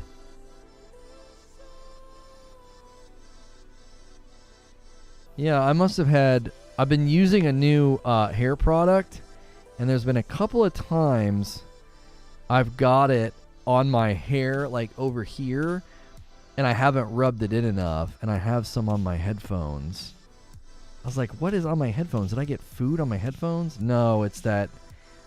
It's this new product. I really like it. It's Old Spice, but sometimes, like, I'll have it on my fingertips, and I'll be rubbing it in my hair, and it'll be on my palm, and I'll get it, like, in here, and I won't see it. Like, I won't notice it, because it's, like, on the palm of my hand. Is that hair gel? There we go. I was like, I treat these Bose headphones pretty good. The guy in the horse convinced you? Yeah. He convinced me. Oh, that's too loud. Sorry.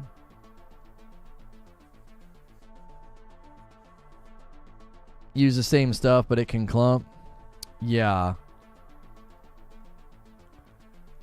And then I go over here for this game. I'm actually really interested to move the story along today. I am. Let me send out the tweet, and let me give you guys a hyperlink so that you, if you prefer to not ride the redirect, you guys got about 2 minutes. 2 minutes, and we're bouncing. So let me send my tweet out.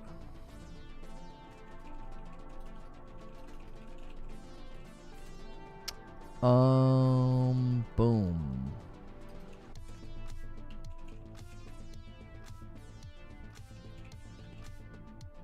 Okay.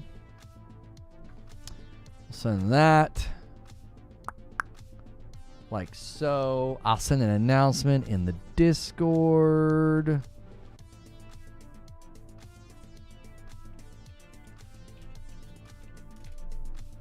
Okay. All right, here we go. You guys can use that link in chat. If you prefer not to ride the redirect, it'll bring you guys with me. Now keep in mind, gameplay is always a little weird because like not everybody comes with us, right? There's 350 of you and not everybody comes to gameplay. So please, when you head over, smash the like button. When we get those first 100 likes, it makes a humongous difference in how YouTube treats the video, because YouTube will look at the video and be like, hey, why are there so many people here and no one's pressing like? Because a lot of you will come over with the redirect, okay? So do me a favor and do that as soon as we get over there.